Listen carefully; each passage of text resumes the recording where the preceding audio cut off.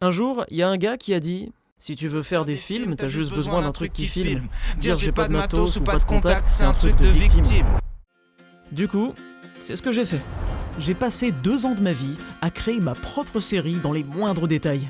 Mais à ce moment-là, je savais pas encore ce qui m'attendait avec ce voyage dans l'inconnu. Et franchement, j'étais loin de me douter que ça allait être les 2 années les plus mouvementées de ma vie. Pour le meilleur, comme pour le pire. Il y a eu de tout, des fous rires, des moments magiques, mais aussi des trahisons, des amitiés brisées, des périodes de doute, et même des fois où j'ai bien cru y rester. Le moins qu'on puisse dire, c'est que vous ignorez encore beaucoup de choses sur tout ce qui s'est passé pendant tout ce temps, alors aujourd'hui, je vais tout vous révéler. Mais avant ça, on va faire des claquettes. Ouais, non, je sais pas. Bienvenue dans cette vidéo, talk, mise au point, débriefing, making of. C'est un peu un genre d'FAQ comme on en fait tous les 2 ans. Là, on est dans les temps, c'est bon, hein. Et c'est pas non plus une FAQ conventionnelle dans laquelle je vais juste piocher des questions au hasard et y répondre. Non, je vais faire quelque chose de plus structuré, ça va être vraiment toute une histoire dans laquelle je vais revenir sur ces 2 dernières années, puisqu'il y a 2 ans, je lançais mon nouveau projet, Game Cover, qui finalement s'est pas appelé Game Cover parce que je suis quelqu'un de très indécis. Non, j'ai appelé ça Freecam au final, en mode caméra libre. Mais peu importe, l'idée en gros, c'était de faire des covers de musique, de jeux vidéo, mais en y incorporant aussi de la fiction, voilà, enfin 3 choses que j'aime, hein, les jeux vidéo, le cinéma, la musique. Faut dire que j'ai grandi à une époque où il y avait une pelletée de films monumentales. C'est pas possible pour un gamin de pas kiffer le cinéma quand, à ton époque, il y a simultanément la sortie de Pirates des Caraïbes, Harry Potter, Le Seigneur des Anneaux, Star Wars, c'est pas possible. Bon là, c'est des grandes sagas mainstream, voilà, j'aime pas que ça, mais bon, c'était des très bons films mainstream. Le jeu vidéo, j'en parle même pas, c'est des univers dans lesquels je me plonge depuis que je suis petit, et certains d'entre eux ont vraiment su me bouleverser. Et la musique, c'est quelque chose que j'ai découvert un peu plus tard dans ma vie, mais qui s'est avéré être une vraie passion aussi. Ça a beaucoup été d'ailleurs un exutoire pour moi hein, ces dernières années. Quand la vie se fait compliquée, la musique, ça a toujours été quelque chose de simple. En fait, ça fait partie d'une des choses que j'aime le plus au monde, de me poser avec ma guitare ou avec une flûte, par exemple. Quand je fais ça, le monde paraît plus simple, tout est simple. J'aime bien quand les choses sont simples. Mais après, c'est pas parce que tu mélanges 3 trucs que t'adores et que tu le fais avec tout l'amour possible que c'est forcément une bonne idée dans l'absolu, mais on y reviendra. Je veux dire, c'est comme une pizza kebab, c'est une idée de merde, quoi. Le fait est qu'accomplir ce genre de projet cinématographique, ça se fait pas en claquant des doigts comme ça. Je vais pas claquer les doigts. Voilà, c'est bon. Dans ma vie, quand je passe à côté d'un lieu cinématographique, voilà, quel qu'il soit, je me dis tout le temps, oh là là, attends, mais le lieu est magnifique, j'aimerais trop l'exploiter, putain. Mais en même temps, j'ai pas le temps. Ça se fait pas comme ça un tournage quoi, ça demande de l'orga et tout, c'est pas... Puis bon c'est compliqué, il faut du temps, j'ai pas le temps parce que je travaille, j'ai un loyer à payer, bref, des tonnes de raisons de la vie d'adulte aussi légitimes qu'ennuyeuses. Mais un jour, j'en ai eu marre et je me suis dit non, je vais le faire. On n'a qu'une vie, il paraît, il est hors de question que je termine la mienne sans avoir jamais réalisé ce rêve, donc balèque, je le fais. Alors tout commence en février 2024, quand vous m'avez aidé à financer ce projet à hauteur de 4000 €. Adorable, trop bien, ça régale vraiment, encore merci. Mars 2024, on commence le tournage avec Fallout, et c'était avant la sortie de la série sur Prime Video, donc pour l'instant ça va, on n'avait pas trop l'air ridicule à côté. C'était encore pertinent de le faire, donc let's go, on embarque pour une case de vieilles voitures rouillées des années 50, qui est parfaitement dans le thème, j'ai tellement galéré à trouver cet endroit. Du coup j'étais accompagné de 5 potes, 3 d'entre eux incarnaient les Raiders, et bien entendu, quelqu'un que nous allons appeler Face de Pixel, qui sera cadreur sur quelques tournages durant cette année. On est arrivé au drive du McDo pour manger avant le tournage, dans nos tenues de tournage, donc... Bonjour, je vais vous prendre 6 nuggets, s'il vous plaît. Quelle sauce? Il a mis ses lunettes, je le vois dans le rétro. Moi ça va, ça fait genre mec à travailler, tu vois, plombier et tout, genre. Ils ont pas dû comprendre les mecs. Ensuite on arrive sur place, le tournage commence, enfin... Ouais. Quoi? Il commence pendant 5 minutes jusqu'à ce que un voisin curieux qui nous avait vu passer se ramène et nous dise je sais pas si vous avez le droit d'être là, hein. Enfin, moi je m'en fous, mais je connais le proprio, je sais pas s'il sera d'accord, hein. On n'est pas en bon terme, c'est un peu une tête de con, vous savez, donc Ouais, parce que j'habitais en Alsace à l'époque, donc les gens ont cet accent-là parfois. Résultat, j'ai passé la journée à stresser que ce fameux proprio arrive. Déjà assez stressant, un tournage de base, mais si en plus tu te rajoutes ça, mais ça c'est un truc que normalement tu n'as pas quand t'es dans un cadre professionnel, et là on était dans un cadre plutôt à la cool.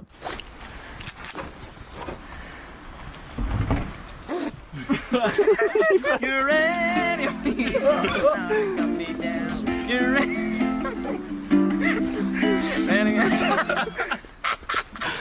C'est vraiment... Ça va mec? Désolé, c'est hilarant. J'avais pas prévu ça. Ryan il te tire dans l'oreille. Ok. Oh putain, la crête. La crête, elle s'est fait la malle.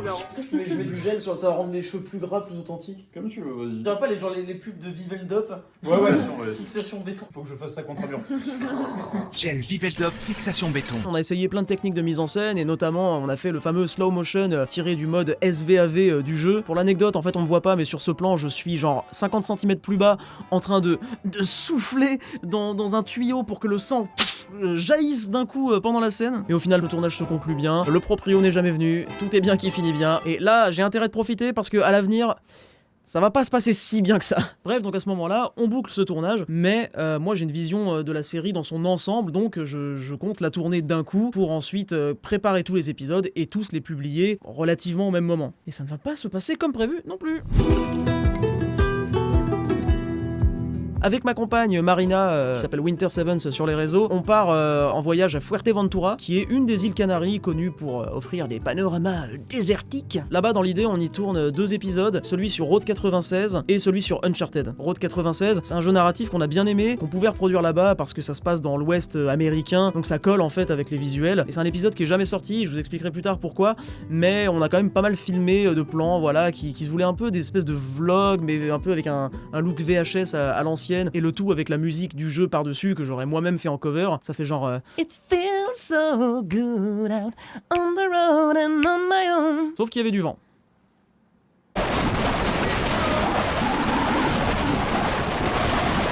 Beaucoup de vent. Premier degré, tu pouvais te laisser tomber en avant que le vent te retenait, c'est bon, tu peux lui faire confiance. Mais bon voilà, c'était une idée, puis au final le projet a pas abouti. Par contre, l'autre tournage qu'on a fait sur place qui a fini par aboutir, c'était l'épisode sur Uncharted, plus exactement le 3e volet dans lequel Nathan Drake se retrouve après un crash d'avion perdu dans le désert, et il erre du coup voilà dans les dunes de sable, et là ça devient dangereux. Ça devient dangereux parce que c'est un désert. C'est pas facile de faire un tournage dans un désert. Ok, donc là, on est en plein repérage pour le désert. Il y a des cailloux là. Ouais, je me rends compte que je kiffe le désert. C'est calme, c'est calme. Enfin, là, je parle, du coup, ça l'est moins, mais si tu parles pas, que tu dis rien.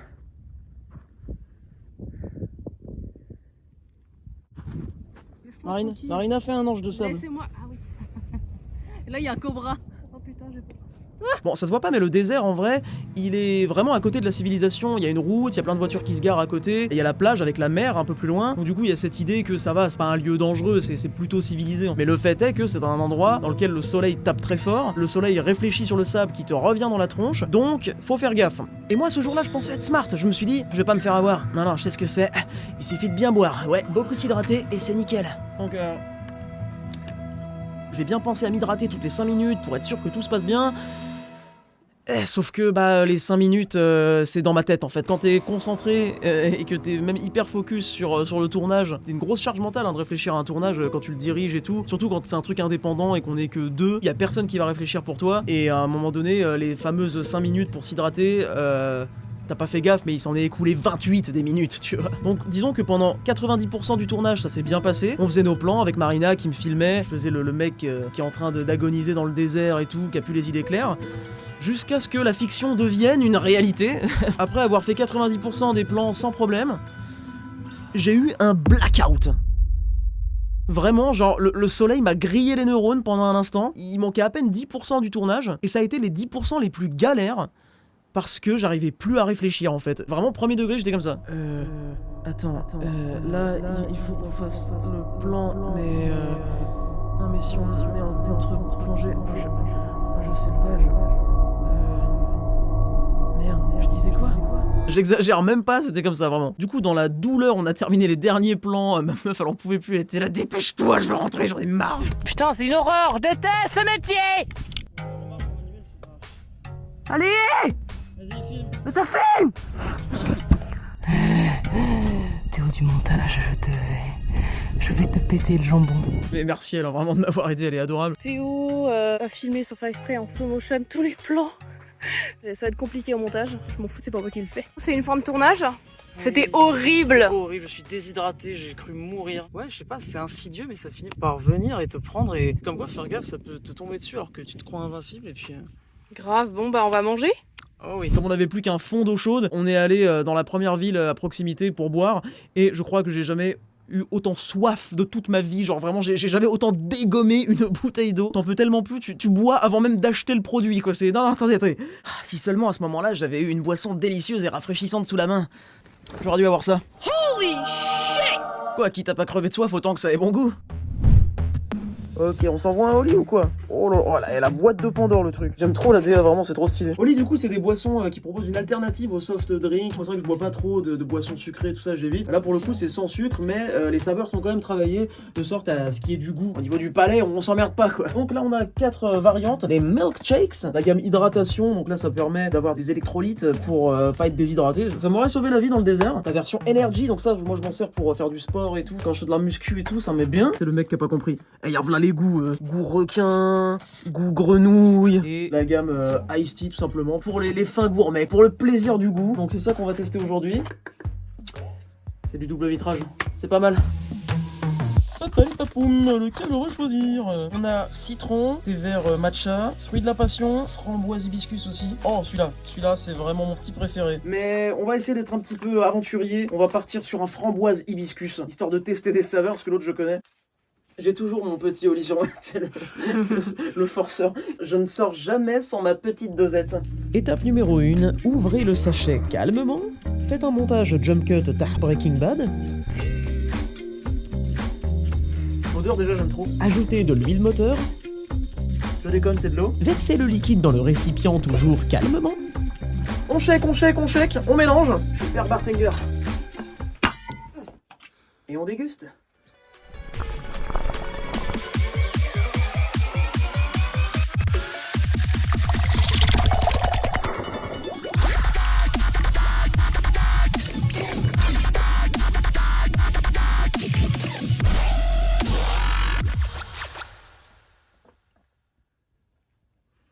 C'est très bon, c'est de la frappe, vraiment. Voilà, donc si vous êtes chaud d'essayer, le lien il est dans la description et vous pouvez aussi avoir accès à 10% de réduction avec mon code promo Ganguinou. Ce serait bête de passer à côté, donc n'hésitez pas.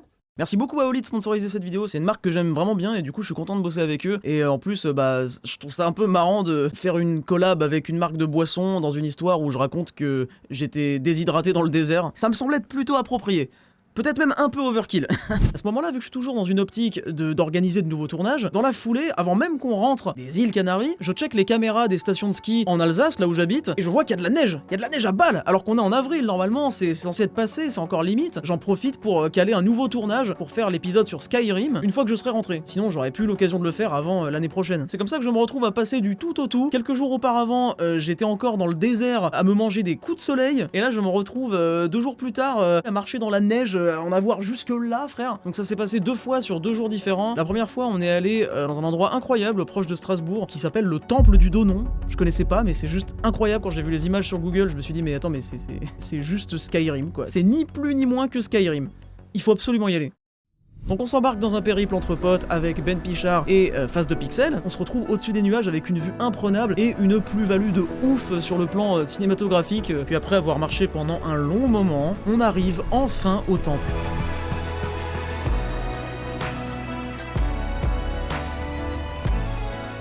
Et alors là, à ce moment-là, je suis désolé. C'est trop frustrant en fait.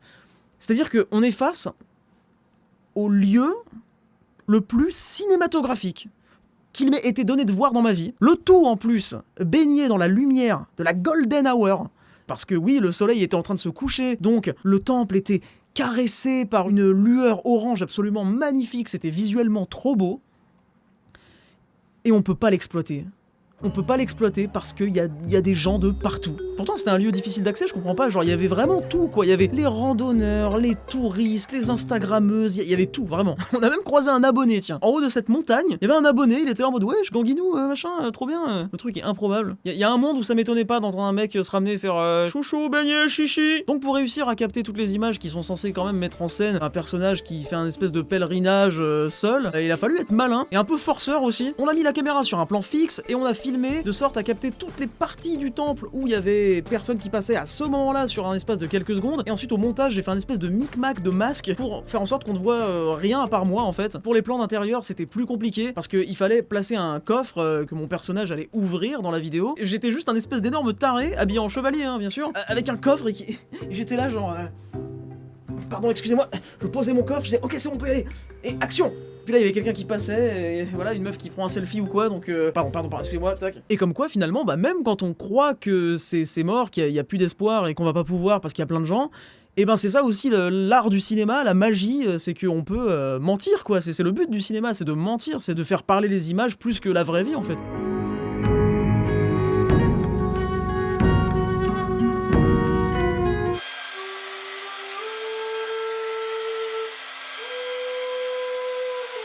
C'est du flan en fait. En fait, je suis pas là de base.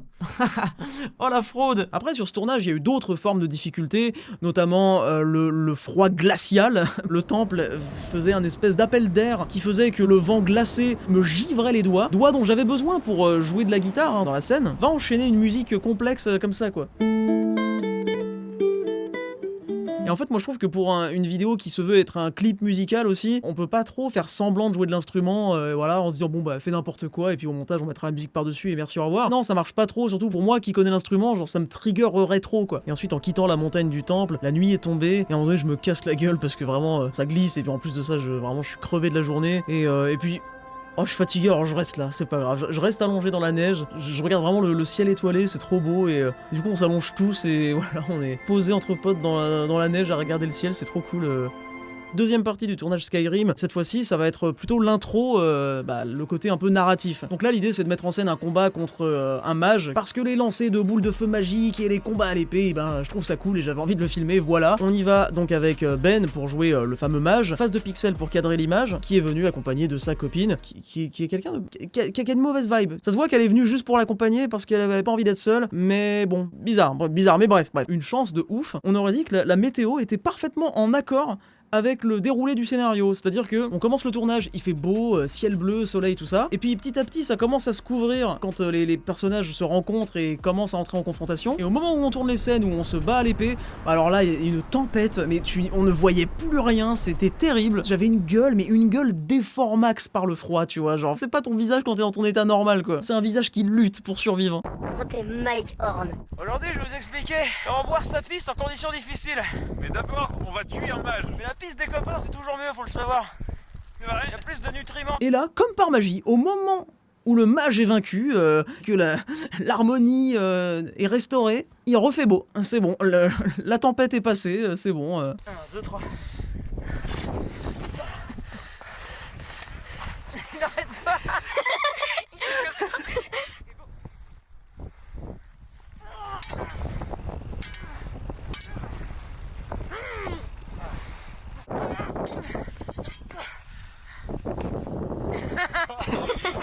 Mai 2024, là j'ai assez tourné de trucs, donc je mets en pause les tournages pour me concentrer sur le montage des épisodes. Oui, parce que j'ai pas de monteur attitré. On n'est pas une boîte de prod, hein. Je veux dire, même si on pourrait croire le contraire, et légitimement, parce qu'en même temps, à chaque épisode, je vendais ça en mode Freecam Production présente. Non, vraiment, j'ai pas d'employé, j'ai pas les moyens, c'est vraiment juste moi qui fais la plupart du boulot. Même si on m'aide sur les tournages, et encore merci à tous ceux qui l'ont fait, c'est très cool. Mais voilà, je veux dire, toute l'organisation, c'est moi, et toute la post-production, c'est moi. Pourquoi je dis que j'ai pas les moyens alors qu'il y a eu un financement participatif? Eh bien, parce que, en vrai de vrai, faut savoir que ce genre de projet, si tu veux le mener à bien correctement, ça coûte pas 4000 euros, ça coûte peut-être 100 000 ou 200 000 euros. Mais c'est pas grave, c'est comme ça, et puis de toute façon ça me passionne, et moi ce que je voulais aussi c'était m'amuser à le faire, donc j'adore m'essayer à tous les aspects créatifs possibles, et notamment la post-prod, c'est ce qui me parle le plus, j'adore ça. Ensuite arrive l'été, juin-juillet, et je me mets en tête de tourner un épisode sur un jeu qui m'a profondément marqué, et que j'avais vraiment envie de retranscrire dans la vraie vie. Pourquoi? Pourquoi pas, je sais pas, genre, s'il y a bien un univers de dark fantasy qui est cool à mettre en scène, c'est celui-là, quoi. En fait, le concept de cet épisode-là, c'était vraiment ce que fait un joueur de n'importe quel Souls-like, en fait, c'est-à-dire que il a un premier trajet, et puis il échoue à la fin de ce premier trajet, il respawn, puis ensuite, il passe par toutes les phases, l'agacement, la résignation, jusqu'à donner assez de sa personne pour finalement réussir à la fin. Et donc, il y a un côté un petit peu routine qui se met en place, où on repasse par les mêmes lieux à chaque fois, et bizarrement, une des inspirations principales de cet épisode, c'est le jour de la marmotte avec Bill Murray. Cet épisode-là a quelque chose de très comique aussi, hein. C'est vrai que c'est pas du tout comique l'univers des Souls, mais je sais pas, ça me fait marrer les chevaliers. Je sais pas, un mec en tenue de chevalier complètement inexpressive, Je trouve ça drôle, voilà. Et là, on commence à prendre de l'ampleur. C'est un tournage qui s'est pas seulement effectué en un jour à un seul endroit, mais en plusieurs jours, dans plusieurs endroits en France. On a tourné et dans l'ouest de la France, là où il y a la famille de ma copine et où on se rend souvent naturellement, et dans l'est, là où on habitait encore à ce moment-là. Et là, on commence vraiment à rentrer dans le masochisme pur et simple, parce que, voilà, c'est déjà assez compliqué en soi de réaliser et diriger tout en étant acteur soi-même. Mais là, je devais le faire tout en ayant en plus une armure médiévale sur WAM. Quel enfer. Oh là là, faites pas ça. Ah, quel enfer. Jusque-là, le plus galère que j'avais connu, c'était dans mon court-métrage d'astronaute, Rêve de gosse. C'était galère parce que j'avais un casque d'astronaute avec toute une combi et tout. Mais là, c'est un step au-dessus, clairement. Il y avait toujours tout un rituel avant le tournage. Il fallait enfiler les bottes, puis les jambières par-dessus, puis la tunique. Mais attention, la tunique, si tu mets rien dessus, on dirait juste que je suis un babtou qui s'est converti à l'islam. Donc non, on rajoute une ceinture par-dessus, on met un plastron, les brassards, mais faut qu'on m'aide à les mettre là déjà, parce que je commence à plus pouvoir me mettre les trucs moi-même, je suis trop rigide. À ça, on ajoute les épaulières en métal, donc là déjà c'est mort, je suis une canette humaine, hein, vraiment, genre quand je marche, ça fait du bruit de partout, c'est terrible. Et cerise sur le gâteau, le home. J'ai mis du temps avant de me décider lequel je voulais choisir. Au final, je suis parti sur ce design-là, qui est un home du Moyen-Âge tardif. Hein, voilà, je m'y connais vachement en casque de chevalier maintenant. J'ai tellement passé des soirées entières à poncer tous les sites de costumes médiévaux que maintenant, je te jure, je suis incollable. Genre, oh oui, ça je connais, ça c'est un casque dit casque salade que portaient les gardes royaux de l'empereur Pépin le Bref en 1802. Oui. Ah oui, puis on adapte l'univers de Dark Souls, alors forcément, je vais prétendre faire des roulades en plus de ça avec tout cet attirail. J'ai essayé dans l'épisode. C'est honnête. Et d'ailleurs, big up à mon daron qui m'a aidé en craftant les brassards, les jambières et le plastron de la tenue. On a découpé des bouts de tôle pour ensuite leur donner la forme qu'on voulait. Puis après, il a percé des trous pour faire passer des ficelles et faire un truc rustique mais moyenâgeux qui correspond à ce que je voulais. Là, c'est tout bon.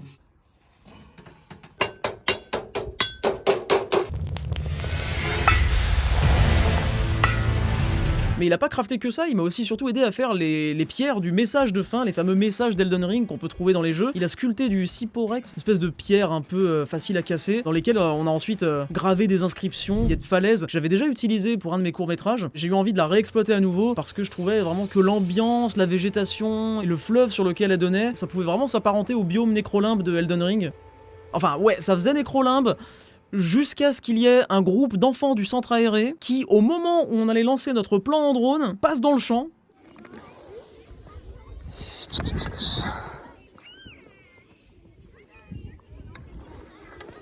On attend. Bonjour. Ça va quoi, tranquille? C'est pas juste une ou deux personnes qu'on croise vite fait. Non, c'est un cortège. Ils étaient choqués au loin de voir un chevalier, putain, mais même moi, je te jure, si j'avais vu ça à leur âge, comme ça, de façon random, la vision féerique que je peux avoir du monde, ça leur a augmenté de peut-être 20%, tu vois. Genre en mode, tu te balades et oh, tu peux croiser un chevalier, normal, genre... Du coup, ils me faisaient coucou au loin, ils étaient là, ah, le chevalier. Moi, j'étais là, je restais stoïque pour leur faire peur.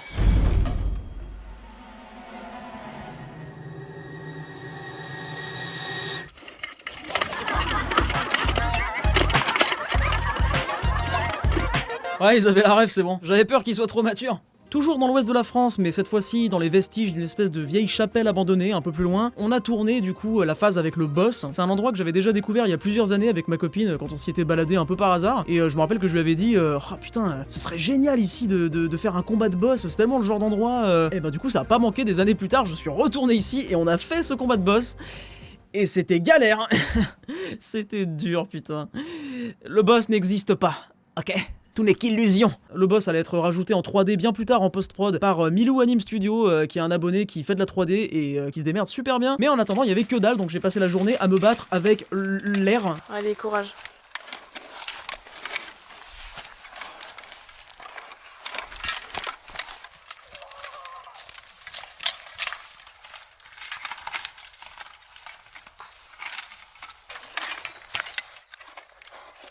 J'en ai marre. D'ailleurs, le fait de faire une série low budget avec 3 bouts de ficelle, c'est bien parce que ça oblige à être inventif. Par exemple, pour compenser le fait qu'on n'avait pas assez de plans du boss en 3D parce que ça coûte vite une fortune de faire beaucoup de plans en 3D, et ben on a utilisé un drone tout simplement pour simuler la vue en POV du boss qui me regarde de haut comme ça.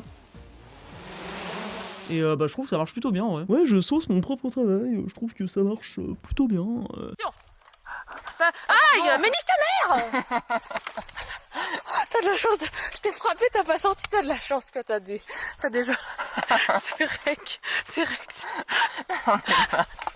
Pour rire de fin de tournage. Et pour la partie tournage en Alsace, on en a fait 2. On est allé d'abord dans un cimetière abandonné qui visuellement est trop stylé, genre vraiment ça peut pas plus évoquer les jeux de FromSoft. Il y a des espèces de pierres tombales de partout qui ont l'air d'avoir poussé là n'importe comment, qui se jonchent les unes les autres, c'est trop beau vraiment. On a d'ailleurs fait venir Alex LXL en guest à ce moment-là, vu qu'on était en contact et tout dans la même région, donc on s'est dit vas-y chaud, viens on se fait un truc ensemble.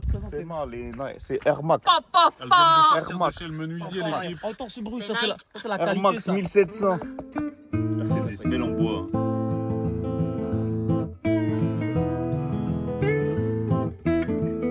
Vous vous retrouvez actuellement sur le making-of de Elden Ring, en compagnie de ce chevalier qui est un peu déçu pour quelle Il n'y a raison? plus de bière à la taverne. Eh oui, effectivement, il n'y a plus de bière à la taverne.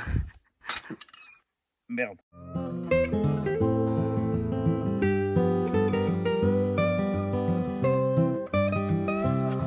Et eau trempée jusqu'aux os. T'as une belle coupe de tectonique de 2012 en tout cas. C'est une fin de tournage. Je suis lessivé. Mais on a réussi, c'était cool. L'équipe a très bien... Ouais, ils ont géré franchement. Par contre, on avait juste le caméraman face de Pixel qui lui était le seul du groupe à être très mal à l'aise vis-à-vis de la situation parce que voilà, ce sont des pierres tombales. Non, moi ça me met très mal à l'aise. Non, moi je peux pas. C'est pas grave. On fait côté rien un du peu tout. Vraiment, vintage. on va partir, personne ne sera au courant qu'on a existé. Hein, vraiment. Moyen. Mais pourquoi c'est moyen, genre les gens ils sont là. Alors certes, je comprends l'argument et il serait valable dans le cas où il s'agirait d'un véritable cimetière encore en activité, sauf qu'en l'occurrence est inscrit sur les pierres tombales que les gens qui étaient enterrés là sont morts depuis 1883. Puis en plus, vu la gueule du truc, vu à quel point c'est pas entretenu, je pense que vraiment ça va. Ces gens ont connu Napoléon, d'accord? On parle d'un urbex là en fait. Et dernier tournage en Alsace, c'est la partie musique évidemment, parce que je lâche pas cet aspect musical qui était promis au départ. Donc j'ai fait venir un violoniste du nord de la France, qui s'appelle Sacha et qui a un site qui s'appelle le Violon Facile, où il enseigne des méthodes pour apprendre facilement le violon. Et on l'a fait crapahuter dans les bois avec nous pour faire cette cover. Le grand violoniste de haute renommée. Et joue un petit truc, clac, clac, un petit son. Oh, fais du booba.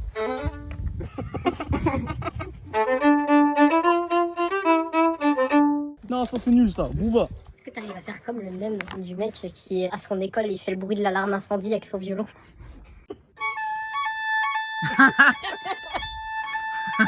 T'as d'autres challenges à lui donner? L'intro de Bob l'éponge? Ah, l'oreille c'est pas mal. Attends, tu l'as fait à l'oreille là? Bah oui. Ce gars, contrairement à nous avec nos guitares, lui il n'a pas de fret, c'est-à-dire que c'est tout à l'oreille. Hein. Je peux juste faire la BO d'Outlast si vous voulez.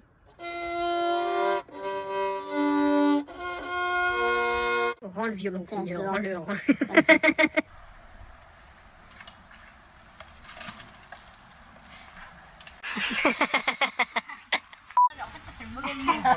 T'allais la jeter là. Ton écharpe elle est collée à l'arbre. Regarde l'arbre. Ça fait stupide en fait cinématographique. Franchement, j'ai trop kiffé. C'est la première fois que je collaborais avec un autre musicien comme ça. Et en plus, guitare et violon, ça va trop bien ensemble, ça sonne trop bien. C'est deux instruments qui se complètent, puisque t'en as un qui a des notes pincées qui se terminent vite, mais qui sont en plus grand nombre, alors que l'autre, c'est des notes prolongées. Donc lui avait son violon, et moi j'avais un luth médiéval, qui en réalité est plutôt juste une guitare avec un skin de luth. Donc la sonorité est pas très intéressante, ça sonne pas vraiment comme un luth. Mais visuellement c'était cool pour l'épisode. En vrai, si on veut se rapprocher d'une sonorité médiévale, il vaut mieux opter pour un charango par exemple. C'est un instrument bolivien qui a des doubles cordes et du coup qui crée cet effet un peu chorus qu'on retrouve aussi dans le luth médiéval, et c'est pour ça que ça sonne un peu pareil.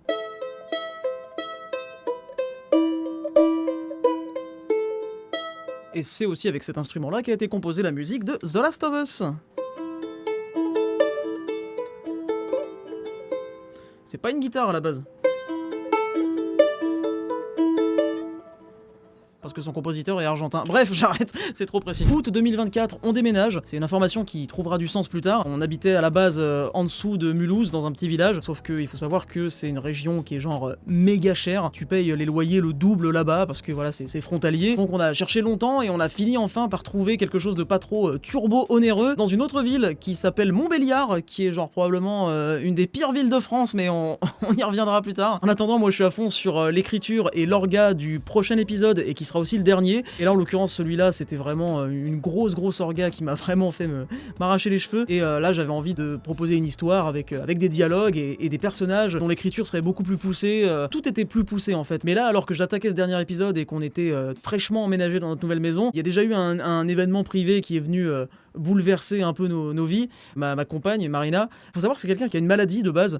J'en parle absolument jamais de ça parce que c'est vraiment un truc privé et tout. Je le cache pas non plus, c'est pas un tabou, mais c'est juste que j'ai jamais vraiment vu de raison d'en parler. Elle a une maladie qui s'appelle l'enchondromatose, la maladie d'Ollier. Donc c'est un cas assez rare. Hein. C'est un Pokémon shiny la meuf, parce que c'est une maladie, il y a pas beaucoup de cas en France. Hein. C'est une maladie qui fait que tu as plein de tumeurs osseuses dans tout le corps. Donc c'est des tumeurs bénignes, hein, mais des tumeurs quand même. Putain, je déteste ce mot, une tumeur. C'est affreux ce mot. On pouvait pas trouver un mot moins anxiogène, sérieux, genre. C'est une maladie de naissance qu'elle a depuis toujours et qui fait que la vie n'est pas simple du tout pour elle.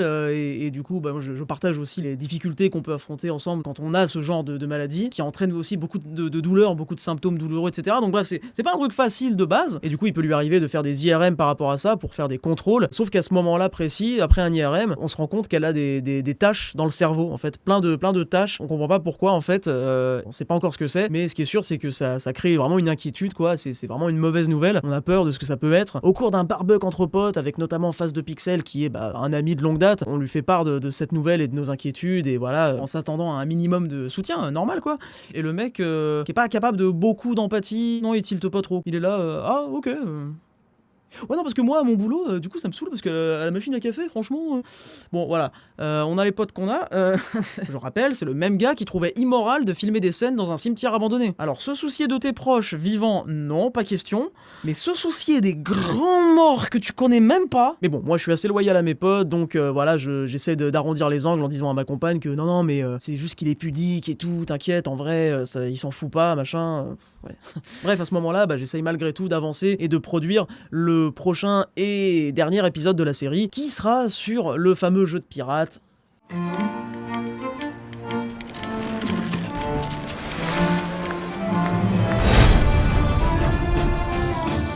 J'adore les univers de pirates et j'adore l'univers de ce jeu et l'ambiance qu'il dégage surtout. Et c'est vraiment ça que j'avais envie de retranscrire en fait plus que tout. D'abord il a fallu trouver les acteurs pour jouer les 4 personnages du brigantin. Oui je sais, un brigantin c'est que 3 joueurs, oui je pouvais pas avoir un galion, c'était déjà assez compliqué. Je voulais pas être le personnage principal parce que j'avais besoin de moins m'impliquer en tant qu'acteur pour pouvoir être plus présent mentalement pour diriger le tournage en tant que réal. Et mon personnage principal, avant même de savoir s'il accepterait ou pas, c'était tout tracé dans ma tête, il fallait que ce soit Bastien, le Tropper, c'est un youtubeur aussi, que j'ai découvert il y a quelques années quand je faisais du doublage, on avait déjà fait des projets ensemble, et je le trouve trop talentueux ce mec, et je trouvais vraiment qu'il collait bien à ce que je voulais, donc je lui ai proposé, et il a accepté. Pour les deux autres, on a Gabin Zanetti qui va jouer Raspin, et Marina, ma compagne, qui va jouer Marina Del Gancho, parce qu'elle a des crochets, et Del Gancho en espagnol ça veut dire du crochet. Elle avait envie de faire ce tournage, et en même temps elle en avait trop peur, parce que c'est stressant en fait d'assumer ce genre de rôle et tout. Elle était pas sûre d'y arriver, d'être à la hauteur et tout, alors moi je lui ai dit tu fais ce que tu veux, mais ça risque d'être une expérience vraiment intéressante à vivre, et c'est comme ça qu'en septembre 2024 on s'est retrouvés à partir pour le tournage en Bretagne. Les Côtes d'Armor, c'est une région que je trouve magnifique, donc déjà trop bonne ambiance avec l'équipe, on se rencontre pour la première fois mais t'as l'impression qu'on se connaît depuis 15 ans, vraiment, genre dès le premier soir dans la maison que j'ai louée, ça se tape des grosses barres et tout, vraiment c'était vachement bien. Montparnasse, bienvenue. Il est trop content de faire ça. Je tiens à dire que là, en termes de rêve de gosse, on est sur du je suis déguisé en pirate, j'ai un pistolet et un sabre qui est très clairement un sabre japonais. Tu es un pirate japonais, c'est une nouvelle idée, j'ai improvisé le scénario, ça va être ça en fait, finalement on a du tout, ça va être ça. Oiwa, Nihon no Kaizoku. Tu déroges pas au script. Action. Donc Théo Germain, réalisateur, et mon rôle phare ici présent, ma petite protégée, comme j'aime l'appeler. Je sais pas ce qu'il fait. Il fait des C'est très très mouvant. Gabin, couché. Mais écoute Gabin, moi c'est Bastien Martins, je suis comédien. Mon rôle, c'est celui du capitaine Johnny Longford, un rôle de pirate, trop honnête. Ça lui cause des soucis peut-être. Et donc voilà, on entame cette semaine où il y aura des tournages pratiquement tous les jours, et on commence avec la taverne qui s'appelle le Fangorn, paumé au milieu de nulle part. On entend vraiment un forgeron, c'est la terre du milieu ici. Pas facile d'accès, mais en même temps c'est le but, que ce soit pas facile, parce que c'est un lieu complètement hors du temps en fait. J'adore cet endroit, genre vraiment, Je dis pas ça seulement parce que je dois remercier les gens de nous avoir accueillis pour le tournage et tout, genre vraiment je le pense, premier degré, c'est un endroit auquel je me rendrais souvent si j'habitais sur place. Parce que je me suis toujours dit, ce serait vraiment trop bien que ça existe, une taverne médiévale où tu bois dans des shops et où voilà, où c'est cool, il y a une bonne ambiance et tout. Ce genre d'initiative, c'est trop stylé, je trouve. Et en plus, c'est pas juste un lieu transactionnel où tu payes ta conso et voilà, merci, au revoir. Les gens sont trop sympas, t'accueillent comme si t'étais de leur famille. On revient à des valeurs authentiques, humaines que je trouve incroyables. Je veux dire, ils nous connaissaient à peine et à la fin, ils se sont pris d'empathie pour nous. Ils nous ont dit, on aurait su que vous veniez, on vous aurait hébergé et tout. Mais tu sais, on se connaît même pas. Ils sont trop gentils, tu vois. Quand tu vas là-bas, tu peux manger, faire des jeux. Il y a aussi du lancer de hache. On a fait du lancer de hache après le tournage. Ils ont aussi un petit enclos à lapins avec des portes comme dans le Hobbit. Et chaque lapin a un nom d'un personnage du Seigneur des Anneaux. Bref, ils sont vraiment trop passionnés, j'adore.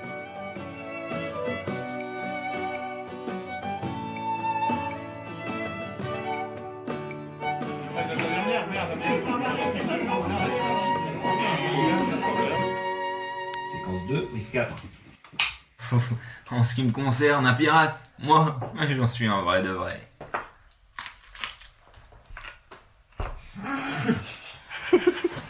Alors Ça peut pas faire au plat. C'est très bon. C'est un goût de banane. Il était trop cliché, je suis désolé. C'est très amer. Podcast Nicolas Sarkozy, les tours des tempêtes. Vraiment rejoindre l'équipage. David, bravo. Moi, Marie del Gancho, je me dis d'avoir le pistolet comme personne.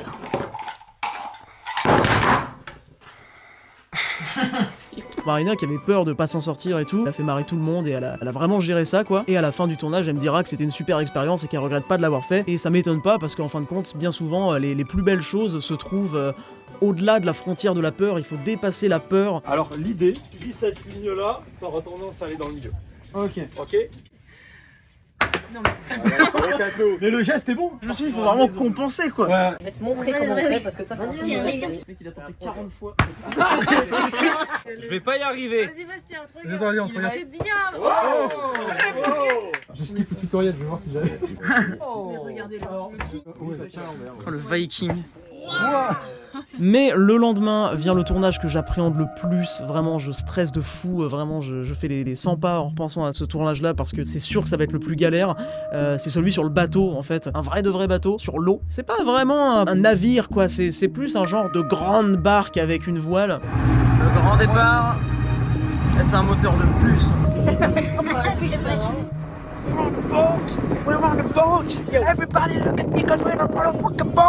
Il y a beaucoup de scènes, beaucoup de plans à faire qui se passent sur ce bateau et il faut vraiment pas se louper parce que il y a pas de deuxième chance. Le bateau il coûte 1000 balles la journée. Je peux pas me permettre de ne pas boucler ce tournage, donc il va falloir être efficace, il va falloir gérer. Évidemment la pression je me la mets à moi-même, hein. Je précise, je mets jamais la pression sur les autres. C'est déjà très cool que les gens participent, qu'ils soient techniciens ou acteurs, n'importe. Mais voilà, au début ça se passe le matin, on commence à tourner la scène du Kraken. Kraken qui évidemment n'est pas là, qui sera rajouté plus tard en post-prod, et cette fois-ci c'est pas de la 3D. J'ai pris ça là parce que c'était bien grosse, bien bombée avec des bonnes ventouses quoi. C'est visqueux. Ah mais qui mange ça? En mode il y a des gens ils achètent ça en mode ce soir petit poupe. Petit tentacule. Ah ça pue la mer. Ah ça sent la... Attends je vais les parfumer. Petit parfum Playboy. Eh, je l'ai depuis la 5e, il y en a toujours. Zwip, c'est bon, ils sentent meilleurs Sentez bon maintenant, vous pouvez sortir en boîte. En boîte de thon. Alors du coup j'avais fini par trouver la méta de comment bien les filmer. Je vais accrocher une aiguille dans la tentacule, relier un fil de couture vert pour l'incruster facilement, pour après pouvoir manipuler les tentacules et leur donner vie. À tout moment c'est un flop, on va voir ça tout de suite.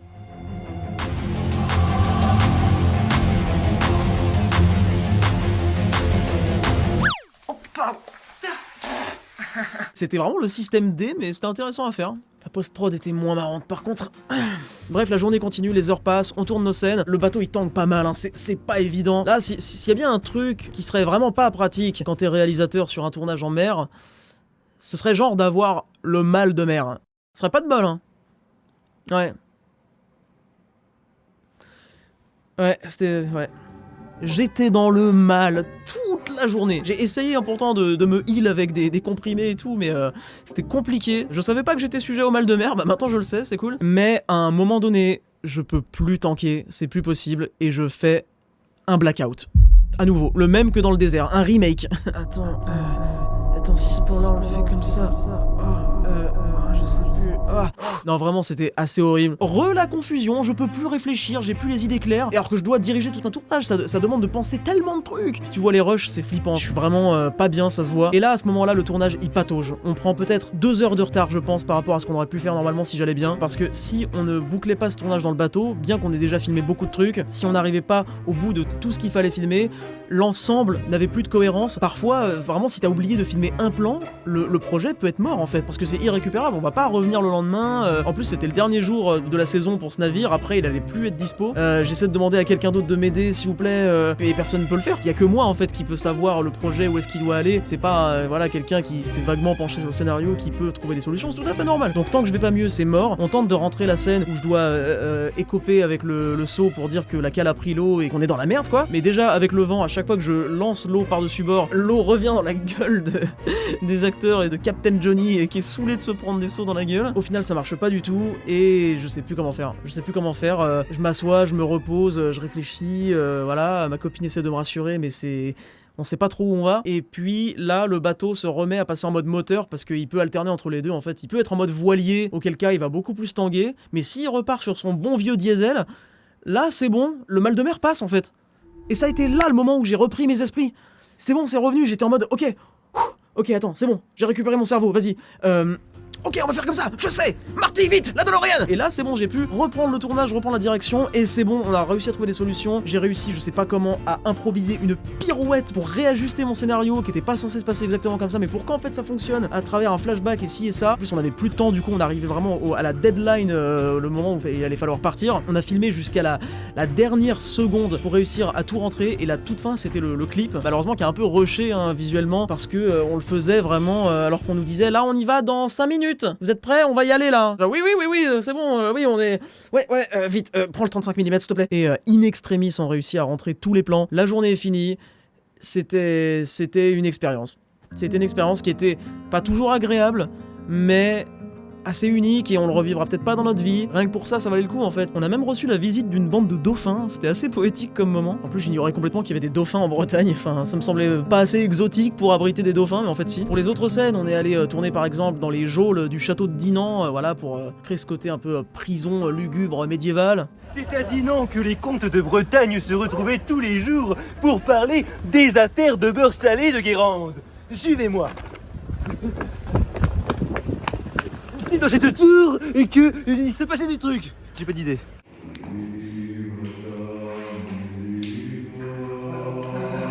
Là, tu vois, on rejoint la soirée, Théo, viens.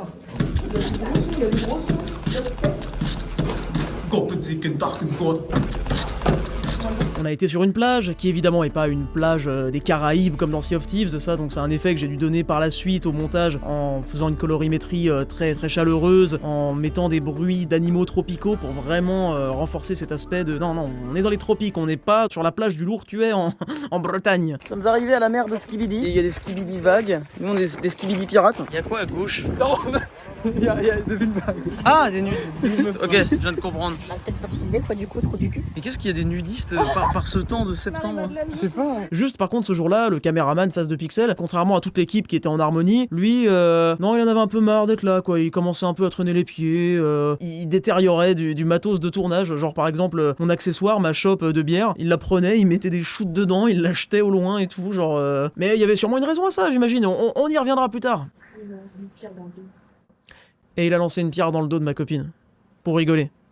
C'est marrant, ouais. Je rappelle, c'est pas un random ce mec, hein. Je le considère comme mon meilleur pote depuis 6 ans. Et on termine cette semaine de ouf, qui a eu l'air de durer 2 mois, franchement, avec la scène qui représente l'intérieur du navire, donc la cale. Et ça, on l'a fait dans un escape game qui s'appelle le hangar de la Baule. Trop sympa les mecs, parce qu'ils ont mobilisé un employé exprès pour qu'il reste avec nous pendant le tournage, pendant un jour de fermeture. Le gars, bah du coup, il a participé, il a pris le clap et tout. Et on est tous en symbiose avec l'équipe, c'est vraiment cool. Sauf avec le caméraman, du coup, qui boude. Il va s'asseoir dans son coin, il se met sur son téléphone. on sent qu'il est un peu chafouin, il boude quoi. Bah, je finirais bien par savoir pourquoi. Le Trooper qui incarne Captain Johnny, il nous a mis une claque d'acting avec tout un long monologue. Très franchement, on était à ça de pouvoir le filmer en plan séquence sans même qu'il y ait besoin de coupure, tellement le gars connaissait son texte par cœur. C'était long à vivre, c'est des tirades vraiment de plusieurs minutes, dans un silence de ouf où nous on était tous là à l'écouter et tout, et à vivre les émotions avec lui, et ouais, c'était fort quoi, vraiment, on se laissait embarquer dans cette histoire, et puis... Wow, one take. Incroyable. Putain. J'ai une classe Moi j'ai écouté l'histoire, j'ai dit... Je suis fier de tous les acteurs, je trouve qu'ils ont géré de fou. Marina a réussi, et surtout en bravant sa peur. Gabin, j'avoue que j'avais un petit doute, parce que pendant les répètes, c'était pas encore ça. Et puis en fait, il a été très crédible, et j'ai vraiment aimé sa prestation. Après bon, c'est normal, on a tellement eu des répétitions de qualité aussi... non, parce que je vous l'ai pas dit, mais on a répété en amont, avant le tournage, sur Sea of Thieves. Parce que bah ouais, on est en distanciel, on n'habite pas tous au même endroit, donc un jour on s'est retrouvés tous les 4 sur le jeu pour répéter nos scènes. Je vais être honnête avec vous. Avant d'être ici, j'appartenais à l'Union Maritime. Quoi? On se sent bas. Après c'était pas pratique parce qu'on se faisait niquer par des squelettes en même temps, donc ça va, en Bretagne ça s'est pas reproduit pareil. Remarque, ça aurait été cool. Moi, la scène qui m'a le plus ému peut-être, je dirais que c'est celle où je combats un tyrannosaure. Oui, car en fait, on voulait faire contraster l'âge d'or de la piraterie avec le néonatal. Voilà, le néandertal. Il fallait gérer avec la jambe du T-Rex aussi, qui voulait pas qu'il tourne sur certaines heures, parce qu'apparemment c'est plutôt des animaux nocturnes et on tournait 2 jours. Ouais, enfin, ouais, c'était, ils sont vachement difficiles. Ouais, non, mais pour un gesson, c'est une galère. Ouais, ils faisaient que de miauler tout le temps. D'ailleurs, c'est fou, hein, les T-Rex en vrai font des miaulements. Oui, contrairement à ce qu'on peut croire, ouais. Mais voilà, mais au final, on la gardera pas. Donc, la scène pour laquelle j'ai accepté de tourner le film, la seule scène qui pour moi valait le coup dans cette œuvre de merde, hein, tu l'enlèves. C'est inadmissible, c'est inadmissible. C'est raciste. J'ai jamais été traité comme ça. Jamais on m'a traité comme ça. J'ai tourné avec les plus grands, moi. Tu sais qui je suis, moi. Alors, j'aimerais parler du racisme ambiant au sein du groupe. Oula, on change de sujet, on passe tout de suite à la météo du jour. Donc le premier jour de tournage, c'était stressant pour moi. Et après, ça m'a fait reprendre confiance en moi quand j'ai vu que Gabin jouait très mal. Non, cool, sympa, bien, plein de... Voilà. Et on arrête là pour les tournages maintenant, c'est de la post-prod hein, qui m'attend, mais pas que, aussi une longue période de passage au vide. Pour plein de raisons, bah déjà il y a encore la mauvaise nouvelle par rapport à ma compagne qui continue de planer au-dessus de nous dans nos vies. Je pense aussi que j'ai un petit blues d'après-tournage parce que on a vécu une semaine tellement forte humainement, avec toutes les rencontres qu'on a fait, tout ce qui s'est enchaîné et tout, que c'est difficile de revenir à un quotidien un peu plus monotone. Le métier que je fais, il plonge dans la solitude, hein, clairement la plupart du temps, en dehors des tournages qui représentent finalement une minorité du processus. La plupart du temps, je le passe seul, la tête dans mon PC. Après il y a des fois où j'arrive mieux à le supporter que d'autres, mais là en tout cas j'y arrive pas à ce moment-là. C'est ce qui me fait me dire aussi que cette expérience c'est un peu ça la vie, tu vois. La vie c'est pas toujours cette espèce de système de vie dans lequel on s'enferme, très routinier, voilà, tous les jours se ressemblent et le temps passe super vite. Non, c'est peut-être aussi voilà, des expériences un peu plus nomades, un peu plus puissantes, un peu plus vivifiantes quoi. Et puis voilà, j'ai beau être dans une effervescence créative qui est inspirante, hein, je dis pas, mais malgré tout je culpabilise. Je me dis que je suis en train de tuer ma chaîne en fait avec ce projet qui pour l'instant ne voit pas le jour, hein, je le rappelle. Pour les gens, je suis sûrement en train de rien faire. Il y a un livre de développement personnel qui s'appelle Ikigai que j'aime beaucoup. Je fais genre je suis un méga lecteur alors que pas du tout, ça doit être le 4e livre que j'ai lu dans ma vie grand max. C'est un super livre qui explique qu'il faut qu'on ait chacun notre Ikigai. C'est une genre de raison de vivre en fait, un objectif, et que cette raison de vivre fonctionne en cochant toutes les cases que ça implique, c'est-à-dire que tu aimes faire ça, que tu sois doué pour ça, que tu sois payé pour ça. Et là en l'occurrence, bah moi j'y suis pas, tu vois, c'est-à-dire que j'aime faire ça, mais je gagne pas ma vie avec, donc il y a toujours cette culpabilité de je devrais faire autre chose. Puis j'ai des pertes de confiance aussi, je me dis que ce que je fais c'est naze, que de toute façon qui ça va intéresser, c'est n'importe quoi, le schéma classique de l'artiste torturé, que j'incarne d'ailleurs dans le court-métrage Sea of Thieves, donc voilà, la fiction se nourrit de la réalité. Alors chacun gère une phase de dépression à sa manière, il y en a qui deviennent alcooliques, et il y en a comme moi qui se réfugient dans des jeux vidéo. En l'occurrence à cette période-là, je jouais vachement à Rocket League, qui est probablement pas le meilleur jeu dans lequel se réfugier quand tu vas mal, parce que ça fait l'effet d'accentuer ton mal-être, vraiment. La commu est tellement toxique. T'es là, tu lances une game, tu vas pas bien. Y a un mec dans le chat qui t'invite à te suicider. Ah putain, quel jeu d'enculé. Ah mais je suis passé champion, donc ça va. Ça valait le coup. À ce moment-là, j'arrive plus à bosser, en fait. J'arrive juste plus. Déjà, je suis peut-être un peu en burn-out à force d'avoir fait tellement pour ce projet, parce que je veux dire, ça a été quand même beaucoup de taf, tout ça. Mon environnement aussi chez moi fait que je m'y sens pas à l'aise, en fait. J'ai un espèce de blocage. J'arrive juste plus à bosser chez moi. C'est très malsain d'avoir aucune distinction entre travail et vie perso. Quand tu mets les deux au même endroit, tu mélanges tous tes problèmes. C'est un enfer. T'es censé travailler, mais non, en fait, tu t'engueules avec ta meuf, ou alors faut faire une tâche dans la maison, un truc. T'es en hyper vigilance, tellement il y a de probabilités que tu sois cassé dans ton énergie mentale de travail. Donc j'arrivais plus à avancer sur les épisodes et j'avais beaucoup de post-production à faire et ça traînait, quoi. Ça traînait de ouf. Et à un moment donné, je me suis retrouvé vraiment dans le mal, mais vraiment, quoi. On parle plus d'une petite déprime en réalité. On parle de symptômes anxieux assez sévères et je pense d'une vraie dépression parce que ça s'éternise sur des semaines, peut-être même des mois. Hein. À un moment donné, je me revois encore cloué au lit, genre down le mec, complètement down quoi. Et vraiment, ça commence à faire mal physiquement en fait. Genre la psyché finit par se répercuter sur le corps. Je me revois encore cloué dans mon lit, allongé avec un poids ultra lourd sur moi, dans ma cage thoracique, dans mon ventre, et un sentiment de mal-être tellement intense. Vraiment, j'avais jamais vécu ça avant. Je vais tellement mal que je souffre physiquement en fait. C'est trop grave. Et ce genre de période-là, c'est pas facile. Tu culpabilises d'être dans cet état, mais donc plus tu culpabilises, plus tu te sens mal. En plus, c'est très chronophage et très énergivore d'essayer de régler le problème. Et moi, je suis quelqu'un qui règle les problèmes en fait, malgré tout, même quand je suis au fond du gouffre. Finalement, je vais quand même faire en sorte de m'en sortir. Et du coup, c'était vraiment une grosse dépense de temps chaque jour, d'essayer d'aller mieux, de sortir, faire de longues balades en forêt pour me ressourcer et tout, mais au final, dès que je rentrais chez moi, j'allais toujours aussi mal. Donc vraiment, ouais, sale période. Et en vrai de vrai, j'ai un tempérament dépressif aussi. Hein. Ce que je vous dis là, c'est pas un cas isolé en fait. Pour la fluidité de la narration, je l'ai pas dit, mais en réalité, ces épisodes dépressifs-là, ils surviennent tout au long de l'année, selon ce qui se passe. Mais souvent, c'est lié à la solitude et le manque d'ancrage dans la vie et le sentiment de pas savoir où je vais et ce que je fais et voilà, une perte de confiance. Enfin, plein de choses en fait. Et ça fait des années que je me traîne ça. Je crois que si on retourne sur des anciennes vidéos à moi qui datent d'il y a 10 piges, tu peux voir en commentaire épinglé souvent un message du style Yo tout le monde, voilà, j'espère que vous allez bien. Désolé si j'étais pas très actif ces derniers temps, c'est parce que j'étais un peu déprimé et tout, machin, mais là ça va mieux, donc nan. Ça, on peut le trouver sur tout l'historique de ma chaîne, un nombre incalculable de fois, parce qu'en vrai, je suis de nature plutôt dépressive en vrai, et j'en tire aucune fierté. Je déteste ça, ça me casse les couilles vraiment. J'aimerais aller giga bien 100% du temps. Si on peut signer quelque part un document qui dit qu'à partir de maintenant, il y a un truc magique qui fait que je vais super bien en permanence et que je pète la forme, mais avec plaisir, j'ai trop envie d'aller bien, j'ai envie de bouffer la vie, j'ai aucune envie de me lamenter et d'être triste, quoi, ça pue la merde, vraiment, genre je n'ai pas envie. Mais voilà, c'est pas facile. Ça se saurait si c'était facile. J'ai l'air de me justifier. Ouais, vous allez comprendre pourquoi. Je l'ai pas dit non plus, mais je commence à vraiment trop mal gagner ma vie, ce qui me met une anxiété de fou parce que, forcément, le temps que je passe à créer ce projet, je fais plus de vidéos, en fait, et que peut-être pas grand monde ne sait que je suis en train de faire, en plus, parce que tout le monde n'a pas suivi le truc. Bref, je commence à comprendre que je me suis embarqué dans un truc qui me dépasse et que j'arrive pas à assumer, tout simplement, sans parler de tous les démons que je me traîne sur ma chaîne et qui m'accaparent l'esprit au quotidien, parce que voilà, c'est une charge psychologique et aussi difficile à gérer d'avoir un tel passif sur une chaîne et tout. Bon, ça j'en ai déjà parlé. Je suis un peu tracassé.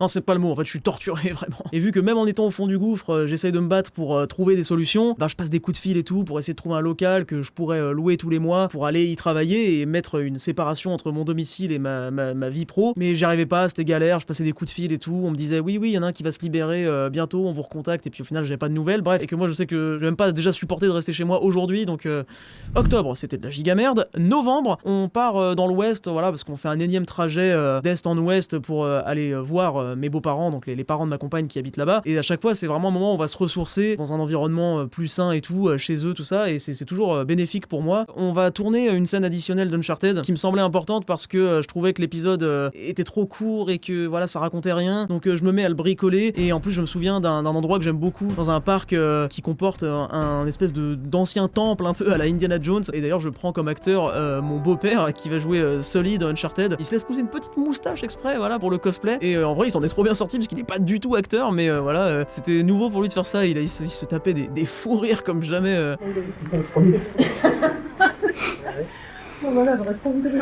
Et bon, c'était un parc avec des visiteurs, donc on devait arrêter le tournage entre chaque prise parce qu'il y avait genre une giga vague de touristes venus observer le temple. Et en parallèle, pendant que je suis chez mes beaux-parents, j'avance sur le montage des épisodes qui sont toujours pas finis, ils sont en post-prod. Et cette fois, j'y arrive. Cette fois, ça marche, y a le truc. C'est comme ça, des fois, on a des blocages et dans certains environnements, et ben, on se sent mieux, on se sent plus à même d'avancer. On est dans une émotion qui nous permet d'être motivé et cette motivation, elle engendre la productivité. Et je le fais savoir à mes potes sur Discord, bah, et dont notamment Face de Pixel. Je ne vais pas dévoiler son identité pour des raisons d'anonymat, mais disons que c'est un personnage qu'on a déjà retrouvé dans des vidéos avec moi, voilà. Et là, je ressens de l'animosité de la part de Face de Pixel, qui monte en température, hein, dans son coin tout seul depuis déjà un peu trop longtemps, mais je l'ai vu venir, je l'ai pré-shot de très très loin. Tu sais, je pars d'un truc positif, je dis ah c'est cool, c'est trop bien. Là je suis dans un environnement où j'arrive bien à bosser et tout, j'arrive bien, c'est cool. Et non, ça sent que le mec, il a les poings serrés, quoi. Il veut en découdre. Donc là, je me heurte à mon pote qui s'exprime auprès de moi, pas vraiment comme un pote, mais plus comme ChatGPT, qu'on aurait réglé en mode aigri, tu vois, vraiment. Parle-moi, mais vraiment en étant bien passif-agressif, s'il te plaît. Je les vois venir de loin, les gens qui veulent s'embrouiller, et ils prétendront le contraire, hein, bien sûr. Mais non, des fois, les gens veulent s'embrouiller, et ils vont trouver un prétexte pour que ça arrive. Je t'avoue que j'ai du mal à saisir en quoi ça pourrait améliorer ta productivité d'avoir un local. Quand tu travailles, certes, chez toi, mais dans une pièce dédiée à cela. Qui plus est,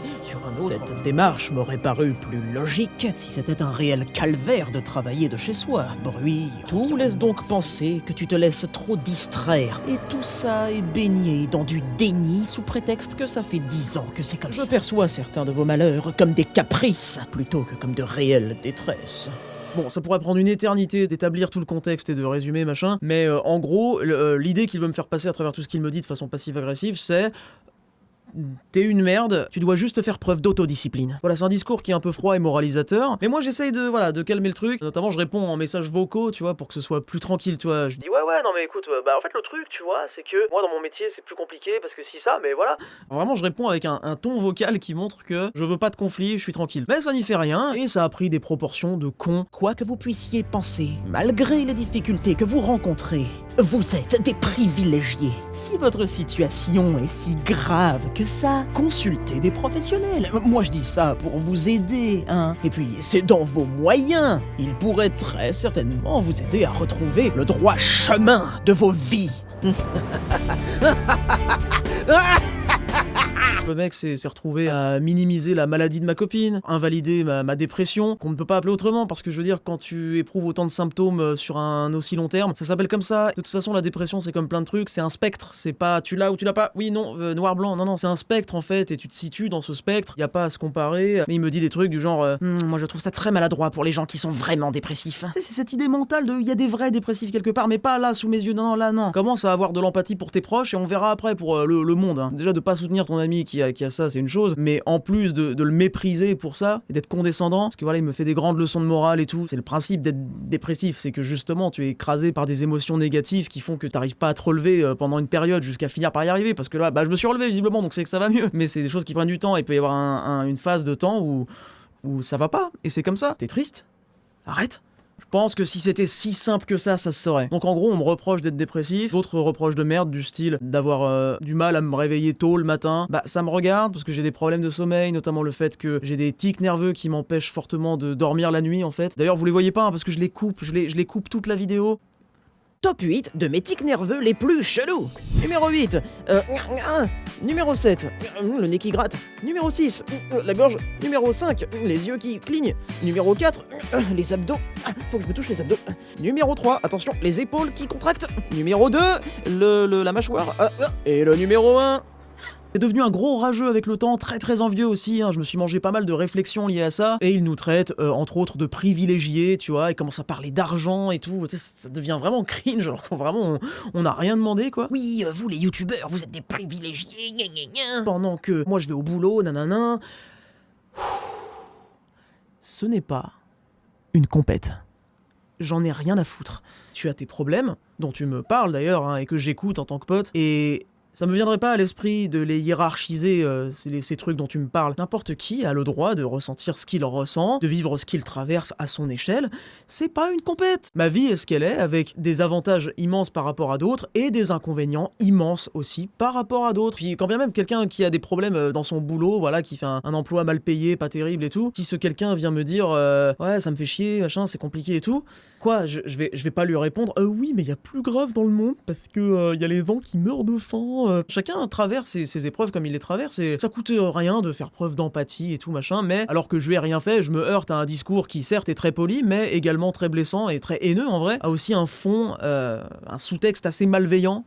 Mais pourquoi? Parce que, je veux dire, à la base, on est vraiment potes, quoi, mais vraiment, en plus, on a une vraie complicité et tout, tu vois, c'est pas le genre de vieille relation, tu vois, qui après 6 ans commence à s'effriter, y a plus trop l'alchimie ni rien, tu vois, et on reste potes histoire d'eux, on sait pas pourquoi. Non, là, c'est pas ce cas de figure-là, en vrai, y avait pas ça. C'est juste, on a affaire à quelqu'un qui a changé relativement vite. Parce que là, je me suis fait baiser sur la marchandise, là, c'est pas mon ami, ce truc-là, moi, j'ai pas signé pour ça. À la base, moi, j'avais pris un modèle quand même pas mal, tu vois, il y avait option sympathique, espiègle, qui comprend mon métier, mais comme toujours, les gens pas fiables, eh ben ils changent quand il y a des choses qui changent dans leur vie. Là il y a 2-3 facteurs, et le fait que voilà, avant cette personne-là était scolarisée, puis ensuite il a découvert donc le monde de l'entreprise et tout, avec tous les trucs chiants que ça peut impliquer. En gros, il a fait le calcul très simplet de se dire oh attends, moi j'ai ça qui me dérange dans le salariat, alors que toi t'as plein d'avantages par rapport à ça que moi j'ai pas. Moi j'ai le droit de m'en plaindre H24. Par contre toi, si t'en parles 4 fois et demi parce que t'as pas envie trop d'avoir l'air d'un mec qui se plaint, la fois où tu le fais, eh ben je vais considérer ça comme très insultant par rapport à moi. Voilà, c'est mon point de vue. Concernant mon métier ou ma vie, ça fait bien longtemps que j'ai à cœur d'avoir un discours qui n'est pas un discours victimaire. Je déteste ça, voilà, il y a des avantages et des inconvénients partout, bien souvent, et il faut savoir observer les deux, c'est important. Maintenant, j'ai bien le droit d'observer ou d'exprimer une fois de temps en temps, sans en abuser, un truc qui va pas.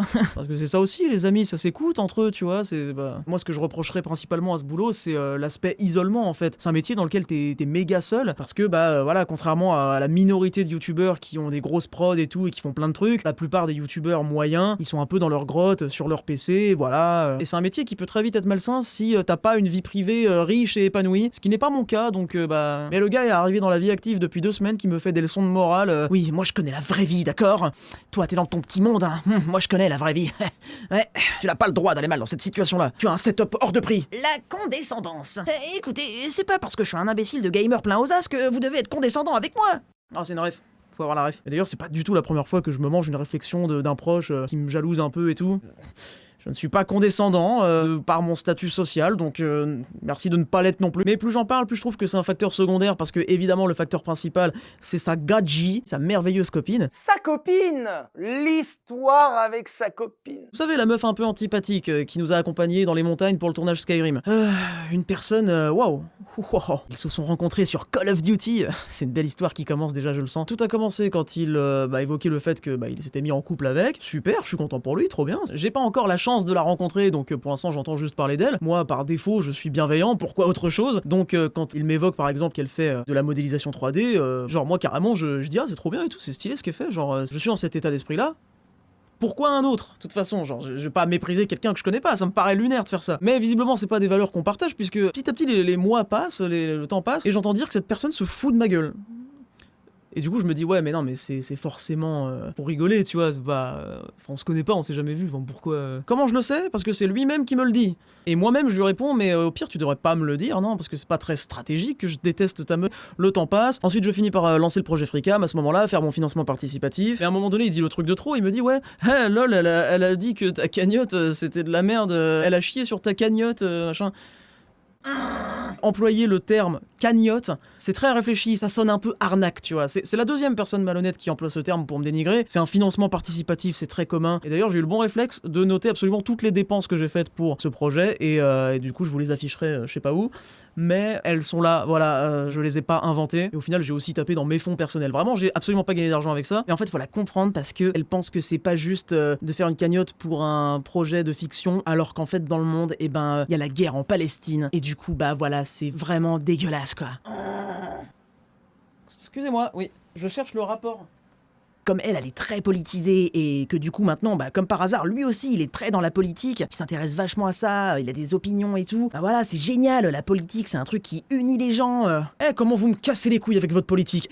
Gauche, droite, haut, bas, R1 carré, j'en ai rien à foutre. Surtout quand t'as 20 piges, que t'es jamais sorti de ta ville de merde et que t'as rien vu du monde et tu connais rien de la vie, genre juste tais-toi quoi, vraiment. Bon, faut pas être un génie Albert Epstein pour capter que c'est cette personne qui a agi comme un petit diablotin sur son épaule pour lui susurrer à l'oreille que voilà, moi je suis une merde et que voilà, faudrait arrêter de me fréquenter. Il a fini par confirmer lui-même que oui, elle m'a ouvert les yeux sur la situation. La situation de quoi? Je veux le bien de tout le monde, moi c'est tout. Genre je veux de mal à personne. Tout ce que je veux, c'est le bien commun, c'est qu'on kiffe la vie. Et pour les tournages, en fin de compte, notamment pour le dernier sur Sea of Thieves, j'aurais pas dû faire appel à lui. Je voulais faire participer mon pote, mais la vérité c'est que j'aurais dû faire comme avec tous les autres membres de l'équipe. J'aurais dû inviter quelqu'un qui avait trop envie d'être là et pour qui c'était un honneur. Et il faisait aussi un parallèle avec son entreprise dans laquelle il se faisait marcher dessus. Et du coup, ça se répercutait sur moi. J'étais un peu le bouc émissaire. Sur les tournages, il a fini par se dire attends, Théo là, il est en train de me micromanager. Là, il fait comme les managers chiants à mon boulot. Là, c'est pareil. Quand j'ai filmé un plan, il veut vérifier si le plan est bien filmé. Oh, le bébé, mon dieu. Mais évidemment que je l'ai fait. Si c'était à refaire, je le referais. Et d'ailleurs, je remercie mon moi du passé de l'avoir fait. Parce que c'est évident que c'est le boulot de réal de faire ça, de vérifier chaque plan. Après coup, tu vas pas être là en mode ouais, j'imagine que c'est bon, hein, ça roule, hein, on laisse. Surtout quand c'est ton pote qui filme, parce que c'est pas son métier, et donc il peut faire des erreurs. Et y a aucun souci, c'est ok. Ce serait très déplacé de ma part de te le reprocher. Tu as tout à fait le droit d'avoir des lacunes parce que tu participes bénévolement pour le fun. Et si je voulais un rendu professionnel, j'avais qu'à contacter un professionnel, et qui va prendre 500 balles la journée, donc c'est un peu tendu. Et puis même, de toute façon, je voulais que ce soit un projet entre potes où, encore une fois, on se crée des souvenirs à la fin, genre sincèrement. Donc ce serait déplacé de ma part de reprocher une erreur à qui que ce soit sur l'équipe. Ça implique de l'argent pour moi, voilà, beaucoup d'efforts qui peuvent être ruinés, machin. En vrai, c'est très stressant d'être réel. Mais pourtant, sur les tournages,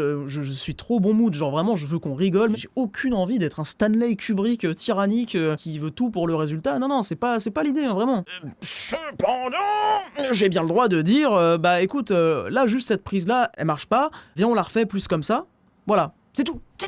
Un truc très important à retenir, c'est que c'est un projet amateur, donc c'est surtout moi qui l'ai pensé, qui ai une vision globale, vu qu'on n'est pas dans un cadre pro. Les autres, non. Les autres participent sur le moment du tournage, c'est tout. Ils ont pas, genre, révisé comme moi le scénario, les dialogues, le découpage, pendant des semaines, des mois à l'avance. Et la preuve de ça, c'est que quand je fais un blackout sur le tournage s'arrête, parce que personne ne peut prendre le relais à ma place. C'est tout à fait logique. Mais c'est bien la preuve que oui, je suis obligé de manager le truc. Important de préciser que c'était pas un pote random à qui j'avais fait appel, hein. C'est quelqu'un avec qui on partageait une passion commune du cinéma, de l'audiovisuel, tout ça, de la photographie aussi, donc il avait pas zéro connaissance. Et les premiers tournages se passaient très bien, il était de très bonne compagnie, c'était méga cool. On n'arrêtait pas de se marrer avant, pendant, après, puis il était investi, il proposait plein d'idées et tout, voilà. Encore une fois, je me dis qu'il y a un truc qui a grignoté son logiciel entre temps. Le prétexte que je lui ai servi pour couper les ponts après toutes les horreurs qu'il a dit, c'est oui mais tu t'es énervé, tu m'as insulté. Non mais le mec entre dans un RP citoyen modèle, non, ça affecte mes valeurs morales, non, voilà, comme j'ai expliqué pour le cimetière abandonné, tout ça. Donc ça fait le mec qui a des grandes valeurs morales pour un oui, pour un non, alors que je pourrais citer une tonne d'exemples où il a pas de valeurs morales, comme la fois où on devait aller à un lac et il y avait une petite montée, et j'étais avec ma copine qui est handicapée, donc du coup je l'accompagne, je la tiens par la main, mais ça prend plus de temps, on est en retard parce qu'elle galère à marcher, et lui, au lieu de s'en rendre compte logiquement, il est là, il râle contre nous, et ouais, vous faites chier et tout, tu sais, il a une case en moins, quoi. Ou comme la fois beaucoup plus récente où on est au restaurant et puis il nous fout la honte à parler fort devant tout le monde et à insulter un de nos autres potes qu'il connaît à peine,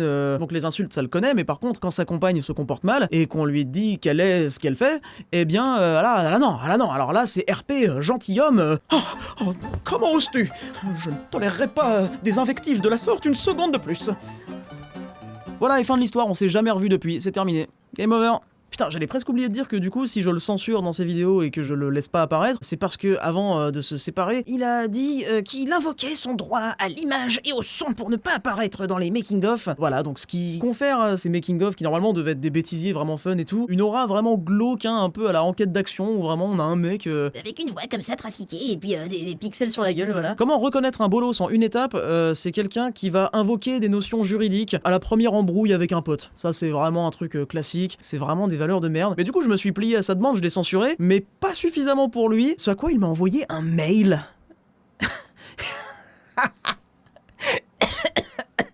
Il m'a envoyé un mail. Un email. Par la présente, moi, machin truc bidule, ne consens pas à la vidéo machin, et je vais en demander la suppression auprès de YouTube, bien cordialement. Oh là là, c'est très grave de faire ça. C'est grave de faire ça entre potes, c'est très grave, vraiment. Voilà, donc vous demandez plus pourquoi est-ce qu'il y a plus de vidéos avec lui sur cette chaîne, vous le savez à peu près dans les très grandes lignes. Flemme, genre vraiment flemme de cette histoire. Tu sais, je l'ai vu venir de loin, j'étais en mode mais non mais flemme de cette négativité là qu'on veut m'imposer de force, j'ai pas envie en fait, genre juste pourquoi pas être bienveillant? Bah non. Et j'ai 36 000 arguments, 36 000 exemples que j'ai pas donné parce que c'est déjà bien assez long de s'attarder là-dessus, je trouve ça cringe, je trouve ça naze, je trouve ça triste, genre vraiment c'est trop nul. C'est quelqu'un que j'appréciais, avec qui on avait une super dynamique et ça a été gâché très bêtement par sa faute. et quelqu'un qui l'a un petit peu aidé aussi. Et ça, c'est encore un aspect de mon boulot qui est particulier, c'est que tu partages à des gens une partie de toi, une partie de ton bébé qui est cette chaîne YouTube, et malheureusement les gens peuvent salir un peu ça. Les ruptures amicales, c'est violent quand même, hein, surtout dans notre société où je pense que les gens sont divisés par les réseaux sociaux, par le fait qu'ils vivent tous dans des bulles différentes, voilà, chacun a sa bulle, chacun son travail, on n'est plus codépendant en tant qu'humain, en tant que tribu soudée, on est juste chacun dans des petites bulles indépendantes, chacun fait son taf, on essaye de continuer de sociabiliser, voilà, un soir de temps en temps autour d'un verre, machin, mais je trouve ça un peu factice dans l'absolu, et ça crée des relations fragiles qui cèdent facilement. Mais en tout cas, j'essaye de pas salir les souvenirs des gens ou des moments que j'ai passés avec eux. Quand je revois des archives du passé, j'ai quand même le sourire aux lèvres et je me dis, ouais, ça a compté sur ce moment-là, ça existait. C'est des moments cool, sincères et authentiques, immortalisés sur la chaîne et il n'y a pas de raison que ça bouge. Sinon, en fin de compte, toute ta vie ne sert à rien, tu ne fais que créer des choses qui seront détruites. Et forcément, il y a toujours une amertume, voilà, quand tu vis ta vie au présent et puis que tu te dis putain, là, il y a cette blague super marrante que j'aurais pu lui faire, je le connais, ça l'aurait vraiment fait rire.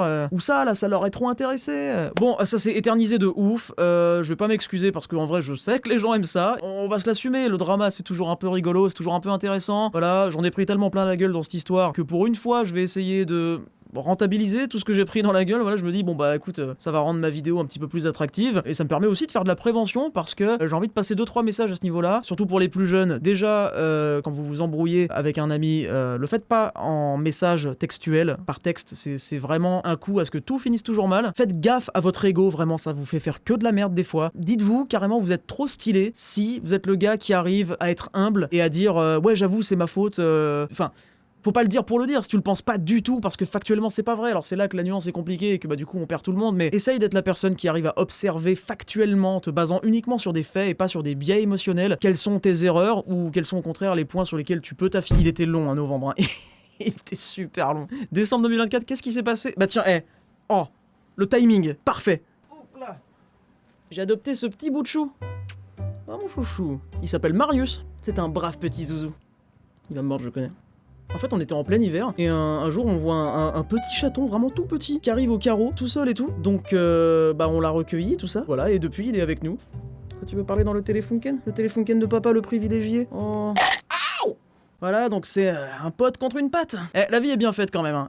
Un de perdu, 10 de retrouvé. Voilà, il y a eu beaucoup de négativité avant, donc là c'est bien, c'est la petite note positive pour redescendre. Voilà, c'est mignon, ça fait sourire, voilà. Donc en décembre 2024, il y a eu la rencontre avec Marius, mais il y a aussi et surtout eu enfin le lancement de Freecam.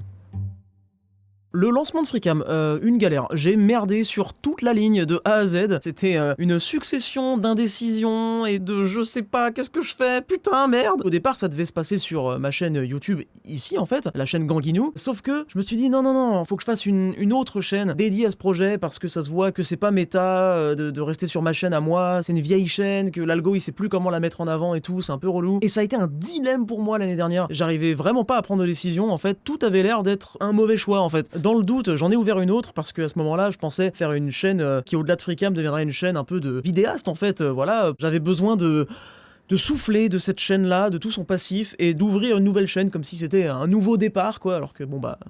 En vrai, c'est juste un URL, on s'en bat les couilles en fait. Mais voilà, je croyais que c'était la bonne chose à faire, donc je lance le premier épisode sur Fallout. Vu que c'est un peu quelque chose d'unique que je propose, je m'imaginais que les épisodes allaient faire dans les peut-être 100 000 vues chacun, tu vois, un truc qui permette de rentabiliser l'effort et tout derrière.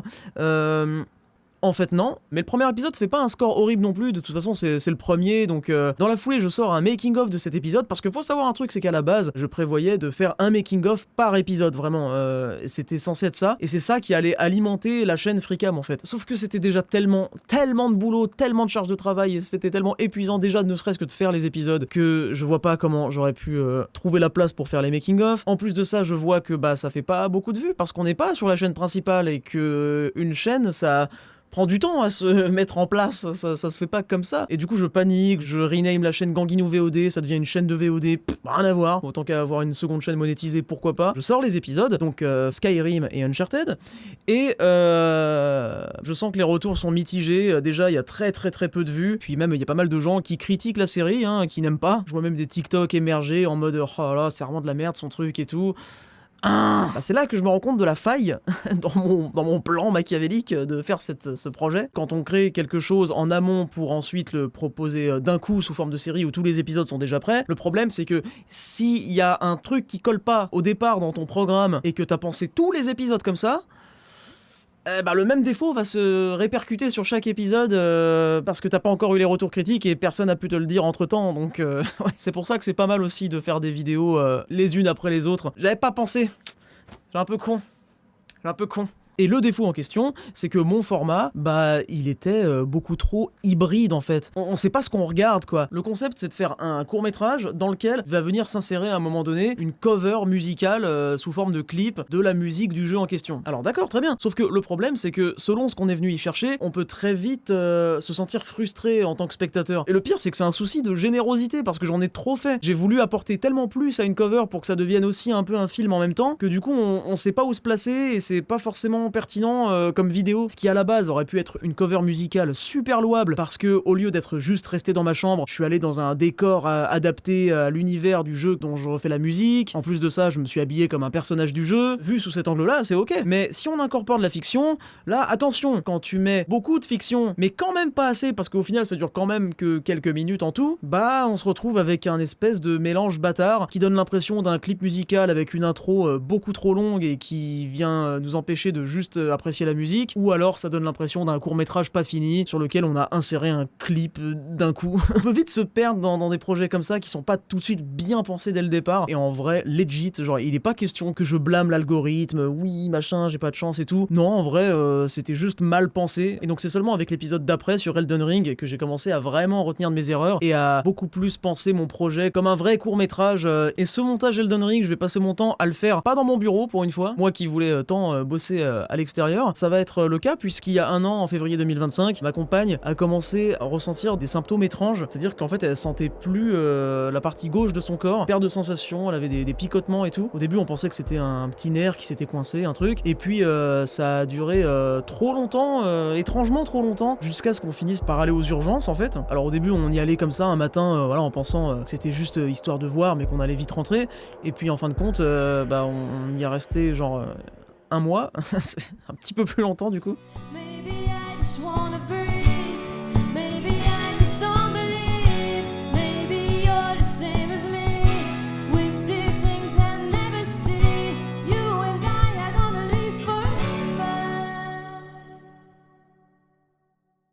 Bah, il a fallu du temps pour que les médecins diagnostiquent vraiment quelle était la cause de ces symptômes, parce qu'on rigole pas avec ce genre de symptômes, ça pourrait être un truc vraiment grave et tout. Et au final, donc on nous a annoncé, c'est ce qu'on a vu dans sa tête, à l'IRM précédemment, pas de bol, hein, elle a une nouvelle maladie, voilà, qui est moins rare celle-là, hein, ça s'appelle la sclérose en plaques, la CEP, on peut appeler ça aussi comme ça. Putain, mais vraiment pas de chance quoi, c'est quoi ce délire de cumuler deux maladies? Genre ça suffisait pas une? Non mais on est privilégiés, hein. Donc tout le mois de février était plutôt compliqué et j'ai passé mon temps à faire des allers-retours de la maison à l'hôpital et voilà, je venais la voir tous les jours, je me posais avec elle et puis je bossais sur mon montage Elden Ring à ses côtés. Et de temps en temps, bah, on croisait aussi un mec un peu farfelu parce que forcément c'est le service neurologie, donc ouais, des patients qui faisaient un peu bader quoi. Mais il était pas méchant, juste très flippant.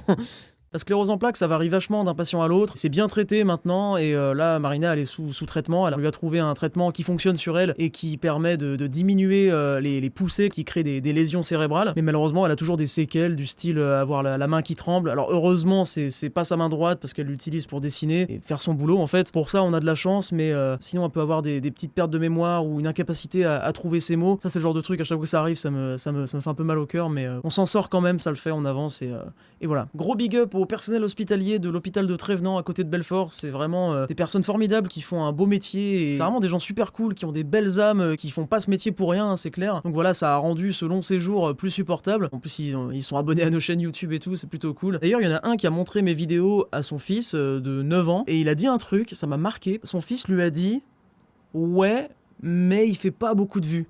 Et ça m'a trop fait comprendre un truc que j'aurais dû comprendre il y a longtemps, c'est que les petits sur YouTube, les spectateurs plus jeunes, ils ont besoin de regarder des trucs qui font déjà beaucoup de vues pour pouvoir être validés à l'école, au collège et tout. Et du coup, il y a vraiment cette idée que c'est pas worse de regarder quelqu'un qui fait pas beaucoup de vues parce que ça a une meilleure plus-value sociale de regarder la dernière vidéo de Michou pour en parler avec tes copains à l'école et tout et que vous soyez sur la même longueur d'onde quoi.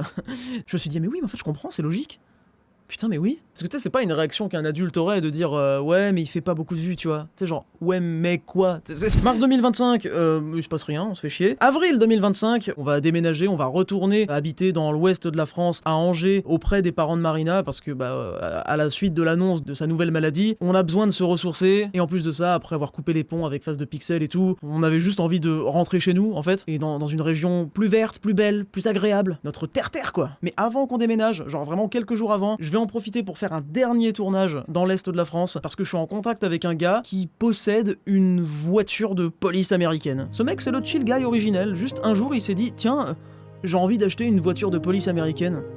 Alors, il a acheté une voiture de police américaine. Vraiment, avec les gyrophares, tout, enfin, c'est trop bien, quoi. Et en plus, ce gars, il a un pote qui, lui, a une Ford Mustang. Une belle Ford Mustang jaune, là, un bon gros V8, là, bien ronronnant. Et c'est comme ça que ça m'inspire de faire un nouvel épisode qui serait GTA dans la vraie vie. J'espère que tu vas réussir dans la vie, petit. Que tu vas devenir guetteur ou proxénète. Prends soin de toi. C'est pas moi, j'ai rien fait. Laissez-moi. Je veux voir mon avocat. Ok, le tournage GTA, alors là, c'est très spécial ce qui s'est passé. Encore un tournage qui part en couille. J'ai encore une énième anecdote. Alors cette fois-ci, c'est pas le froid glacial du blizzard, la tempête qui se lève. Ce n'est pas la chaleur du désert qui me fait perdre la tête. Ce n'est pas le mal de mer en plein océan, non. Cette fois, c'est... la délinquance, les racailles. Montbéliard est une petite ville industrielle merdique située dans le département du Doubs, dont le seul palmarès réside en la saucisse, le 1 litre de PureTech et d'avoir la moitié de sa population au RSA. J'ai commis une grave erreur, ça a été de faire ce tournage dans cette ville de merde, c'est là où j'habitais pourtant, et d'ailleurs le tournage, en fait, on va le faire à même pas 5 minutes de chez moi en fait, c'est moi qui fais le repérage pour les tournages, et le truc c'est que la plupart des lieux collent pas en fait, parce que si on veut faire des scènes avec 2 voitures, on a besoin d'espace, on peut pas faire ça n'importe où, surtout que c'est censé être GTA, donc il faut qu'on croie qu'on est aux États-Unis et pas en France, donc on peut pas faire ça dans un parking random où on croiserait des Peugeot 206 et des Renault et tout, et c'est là qu'à côté de chez moi, à 5 minutes, il y a un espèce d'asile désaffecté qui comprend aussi un parking désaffecté. Donc je me dis super, le parking il offre de l'espace, on sera tranquille. En plus de ça, les structures autour, ça fait très carré, ça fait très États-Unis. On n'a pas l'impression d'être en France avec des petites maisonnettes avec des tuiles et tout. Puis je me dis qu'on est dans une zone un peu safe parce qu'il y a plein de locaux professionnels et tout, dont celui que je voulais louer d'ailleurs. Voilà, c'est un peu le Wall Street de Montbéliard, on craint rien. Ouais, super connard, sauf qu'il y avait des putains de HLM juste à côté que j'avais pas vu. Une espèce de zup quoi, vraiment une zone quoi. J'aurais dû me douter quand j'étais faire le repérage, il y avait un mec à vélo bizarre qui rôdait autour de moi et tout, il me regardait chelou, genre je pense qu'il a cru que j'étais un flic qui faisait du repérage, mais pas ce genre de repérage, et je sais pas, il avait l'air d'un guetteur de dealos, je sais pas, il était bizarre. J'en ai rien à foutre, tu peux vendre autant de shit que tu veux gamin, ça me concerne pas. Moi je fais les films, on fait des films ici. Donc le jour du tournage, on arrive avec la Mustang et la voiture de flic. Vous allez faire quoi mon bébé? Allez, laissez-le, wesh. Ah! Le petit cri à la fête est magnifique. Oui, c'est vrai. Oh la cascadeuse. Alors au début le tournage se passe bien, on croise même des abonnés, voilà, des mecs du quartier qui passaient et tout, 2 rebeux adorables, vraiment trop gentils. Genre mec, on adore ce que tu fais, on est trop fans et tout, moi ça m'a inspiré et tout ça. Moi je lui dis bah vas-y, tu sais quoi, si tu veux rester et regarder le tournage, vas-y, y a pas de souci et tout machin. Le mec après il part, il revient, il me ramène des loukoums que sa daronne a fait et tout, il me dit tiens si tu veux et tout, je t'ai gardé une boîte et tout. Adorable vraiment, genre merci vraiment, vous êtes des soleils, vous avez illuminé ma journée ce jour-là. Mais par la suite, on va croiser des mecs de quartier, mais moins gentils cette fois, parce qu'on a pu avancer sur genre 80% du tournage, mais les 20 derniers pourcents, ils étaient compliqués. Ils étaient compliqués parce que il y avait de plus en plus de gens qui se ramenaient, des mecs de quartier et tout, voilà, qui regardaient le tournage et tout, et puis qui étaient pas très éduqués, donc ils venaient sur le tournage et tout, ils interrompaient les scènes et tout, genre en mode faut voir le gun, c'est un vrai, vas-y attends fais voir, vas-y prends-moi en photo en vif et tout, get. Bon voilà, ils sont peut-être pas méchants, mais bon voilà, ils captent pas qu'on est en train de bosser là je pense, mais tu sens qu'il y a une atmosphère qui est en train de devenir de plus en plus pesante, ils sont de plus en plus nombreux à nous regarder, nous ça nous met de plus en plus mal à l'aise. Moi je dois faire des scènes dans la voiture mais j'arrive pas parce qu'ils me regardent pendant que je le fais et... Oh non la flemme, putain merde, putain. Ah mais ça me gêne qu'ils me regardent, putain. Et du coup mon pote qui cadre à ce moment-là leur dit s'il vous plaît est-ce que vous pouvez partir, qu'on fasse la scène, et du coup genre ils se reculent peut-être de 5 mètres. Et moi je suis toujours mal à l'aise parce qu'ils sont toujours là, ils me regardent toujours, du coup on leur redemande non est-ce que vous pouvez genre vraiment partir? Et bon bah en espérant qu'il l'ait pas trop mal pris. En tout cas on continue le tournage et puis il se passe des trucs de plus en plus chelous. À un moment donné il y a un drone. ils ont envoyé un drone. Ils ont de la logistique, les mecs. Très bizarre, vraiment. Ça se trouve, c'est des trucs pour guetter les flics, j'en sais rien. Mais envoyez-moi les rushs, les mecs, hein, sur Smash ou WeTransfer, parce que j'aurais bien aimé, moi, avoir des rushs en drone. J'avais pas mon drone ce jour-là, moi.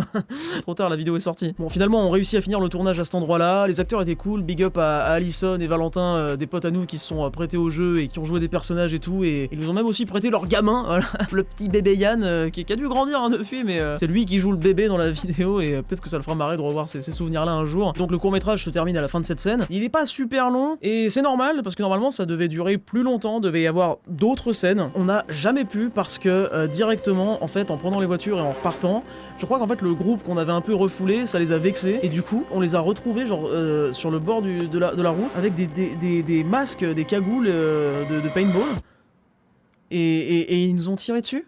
Ils ont rafalé la Mustang, ils ont rafalé la voiture de police qui avait les fenêtres ouvertes et du coup il y a eu des billes à l'intérieur et tout, ça a frôlé le visage de la copine du gars de la voiture de police, enfin ça pouvait être vraiment dangereux quoi. Moi j'étais en dernier dans le cortège, alors j'ai réussi à esquiver, à passer par un autre côté mais la situation devient tendue, ils nous appellent au téléphone, ils nous disent ouais là ils sont en train de nous poursuivre avec des mobylettes et tout. Voilà du coup on s'est retrouvés, ils se sont planqués à côté d'une déchetterie et tout, le temps que la situation se calme.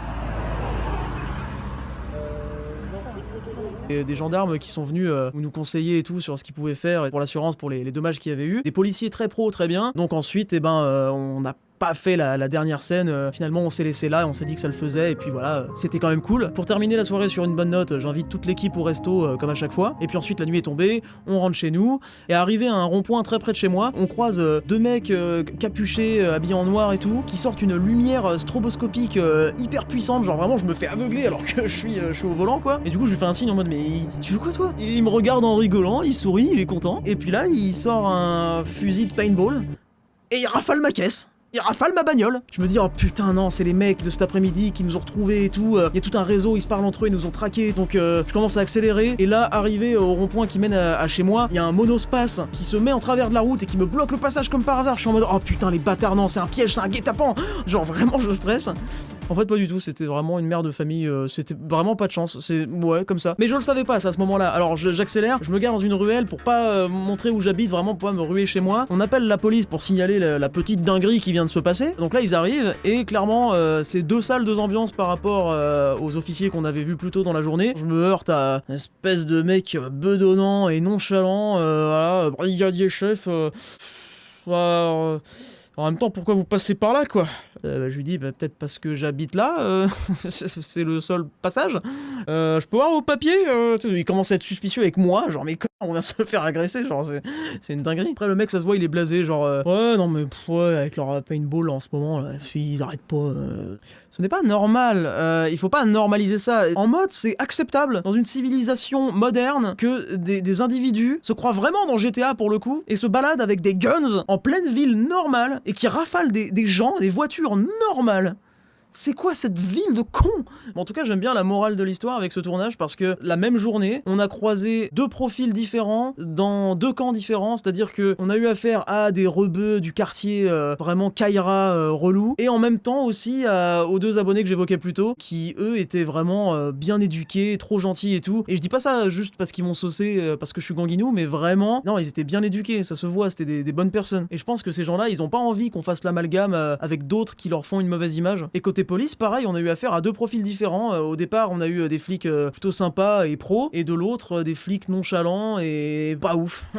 Comme quoi, des fois, tu peux avoir juste une mauvaise expérience par manque de chance avec l'un des deux, et du coup, ça peut venir confirmer ou créer des préjugés, alors qu'on a bien vu aujourd'hui que il y a des cons partout, quoi. Bon, en tout cas, mai 2025, c'est bon, on a déménagé, nouvelle ère, c'est la 70e fois que je déménage en 3 ans, parce que oui, de base, je viens de Seine-et-Marne, puis ensuite j'ai été habité dans l'ouest à Angers, puis ensuite un peu plus au nord dans la Sarthe, puis ensuite on est allé en Alsace pour rejoindre nos amis, mais on a redéménagé sur Montbéliard parce que c'était un peu trop cher, et puis ensuite on est revenu ici, voilà. C'est un petit peu ça le trajet. Mais là, maintenant, je bouge plus, c'est bon, j'en ai marre. Ça me saoule. Et alors qu'on aborde une nouvelle ère, dans une nouvelle maison, je me mets déjà à déprimer. Non, c'est pas possible, quoi, c'est pas possible. J'en peux juste plus, en fait, de ce projet Freecam. Il me rend pas heureux, la vérité. J'ai le sentiment de faire ça un peu dans le vide aussi, parce que comme dit, voilà, l'ikigai n'est pas complété, quoi. Il y a un matin où je me lève et je me sens tellement mal que je me dis, non, bah, c'est bon, stop, on arrête les frais. c'est bon, j'ai assez donné de moi avec cette série, je reprends les vidéos gaming, voilà, il faut que je me connecte un peu au public, là ça fait trop longtemps, parce qu'à ce moment-là, mon activité sur internet, elle est plus qu'abstraite en fait. Je l'ai pas précisé, mais pendant toutes ces années, je filmais les making-of pour alimenter tout ça, parce que je trouvais les making-of tout aussi intéressants que les épisodes, ça créait vraiment une espèce de journal de bord et tout, et donc en fait pendant longtemps, je me suis convaincu que j'étais un youtubeur actif, puisque je prenais mon téléphone très régulièrement pour dire yo tout le monde, voilà, donc là on est arrivé sur tel lieu de tournage, mais il y a un moment donné où en fait je me rends compte que ces making-of ils sortent pas, j'ai pas la force de les faire, c'est un projet que j'arrive pas à tenir, c'est tout ça me prend trop de place, me déborde des bras, je sais plus quoi en faire, cette impression illusoire que j'avais d'être un youtubeur actif, elle était fausse en fait, j'étais pas du tout en train de vous parler, j'étais pas là, j'enregistrais des trucs dans la carte SD de mon iPhone, c'est tout. Et là c'est bon, je me dis, je repars là-dedans un petit peu parce que il serait temps de gagner sa vie, parce que là je fais les comptes en parallèle, c'est très anxiogène et je me rends compte que mes charges mensuelles me coûtent plus cher que ce que je gagne, il commence vraiment à y avoir un souci, et j'ai pas un mode de vie exubérant, hein, loin de là. Et la reprise de la chaîne gaming à ce moment-là me fait un bien fou. Qu'est-ce que j'aime allumer ma webcam, dire des conneries sur des jeux, les gens ils kiffent, je suis trop motivé, il se passe plein de choses, hein.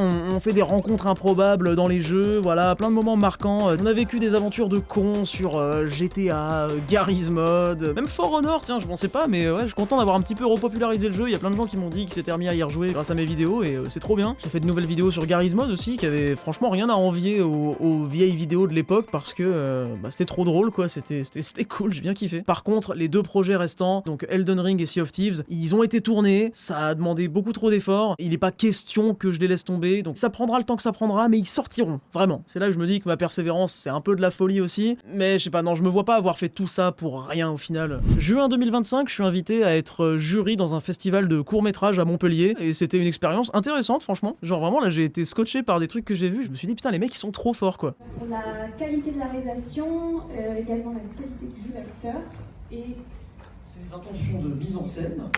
Regardez ce petit visage gêné. Ainsi s'achève cette petite analyse. Bon, entre temps, moi j'ai enfin réussi à sortir l'épisode Elden Ring. Je suis grave content du résultat. C'est beaucoup plus réussi, beaucoup plus abouti que les autres épisodes, je trouve. Les retours sont excellents, même si la vidéo marche pas très bien parce que c'est vraiment du muet et tout.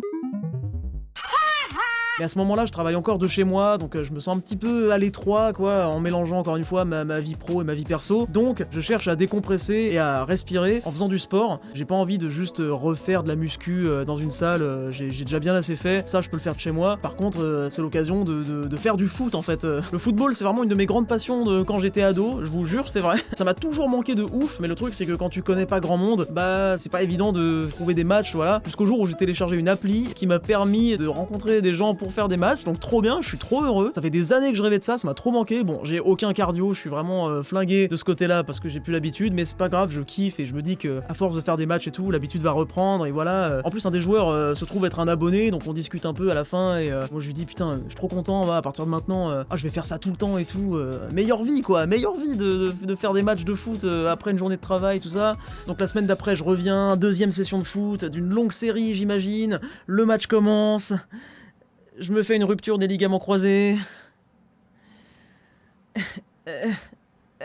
Enfin, on me fait une rupture des ligaments croisés. En fait, j'allais pour prendre la balle et puis il y a un mec, un grand colosse là, de 4 mètres de haut là, au style de jeu un peu hasardeux, qui croit bon de s'interposer entre moi et la balle pour faire barrage. Ça a marché, le barrage a eu lieu. Je n'ai pas eu la balle effectivement. Bon, heureusement j'ai un kiné sympa, hein, et encore heureux parce qu'on se voit une fois par semaine depuis 1 an.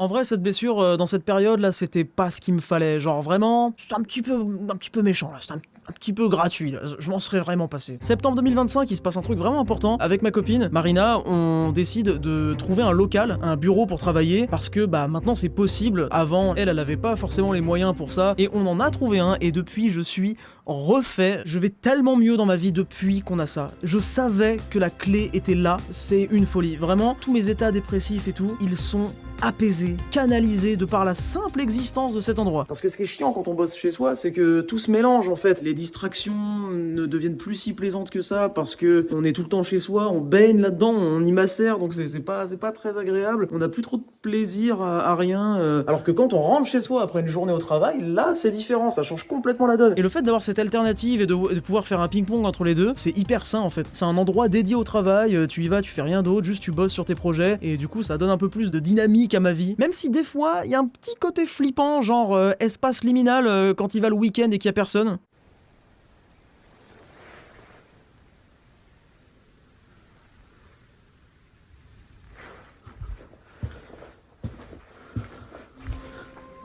Stanley était perplexe. Pourquoi n'y avait-il personne au travail aujourd'hui? Non, Stanley, tu ne voleras pas les affaires de Mitch, il ferme son bureau à clé. Oh, maintenant va-t-il passer par la gauche ou par la droite? La gauche, quel merveilleux choix! Je suis beaucoup plus performant dans mon travail, dans les vidéos que je sors et tout. Le bureau, il est trop cool, on est trop bien dedans. On fait vraiment un RP open space travailleur, voilà, c'est trop bien. J'ai toujours voulu faire ça.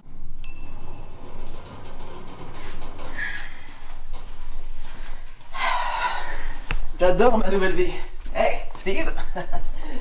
Brenda. Sympa le brushing. Ouais, non mais moi depuis que je suis ici, clairement la vie a changé. Je suis peut-être 20 fois plus productif.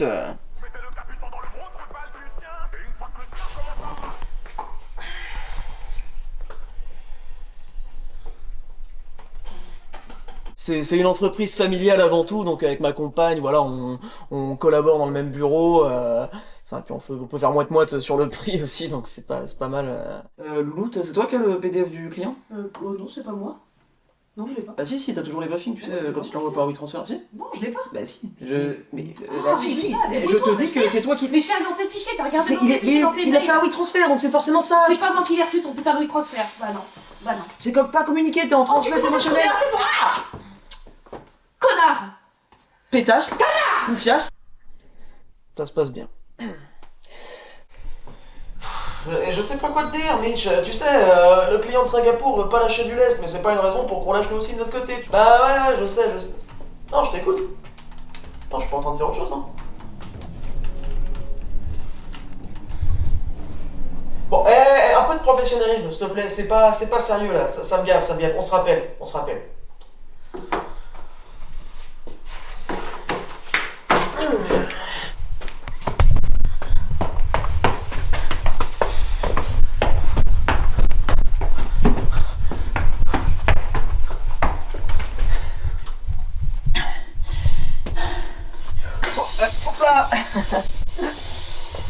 Ouais, quand l'envie vous appelle, il faut pas la faire attendre. Non, bah moi au bureau, je suis un petit peu le bout en train, quoi. Je fais marrer les collègues, tout le monde m'adore. Ce que j'aime vraiment bien ici, c'est qu'on peut vraiment être focus sur le travail, quoi. Pas se laisser distraire.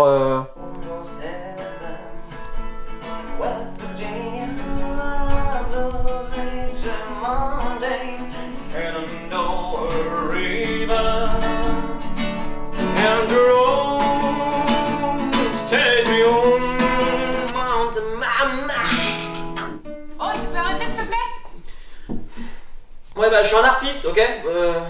Je suis youtubeur, je suis pas comme vous, ok. Je suis différent. Je peux être différent, c'est bon.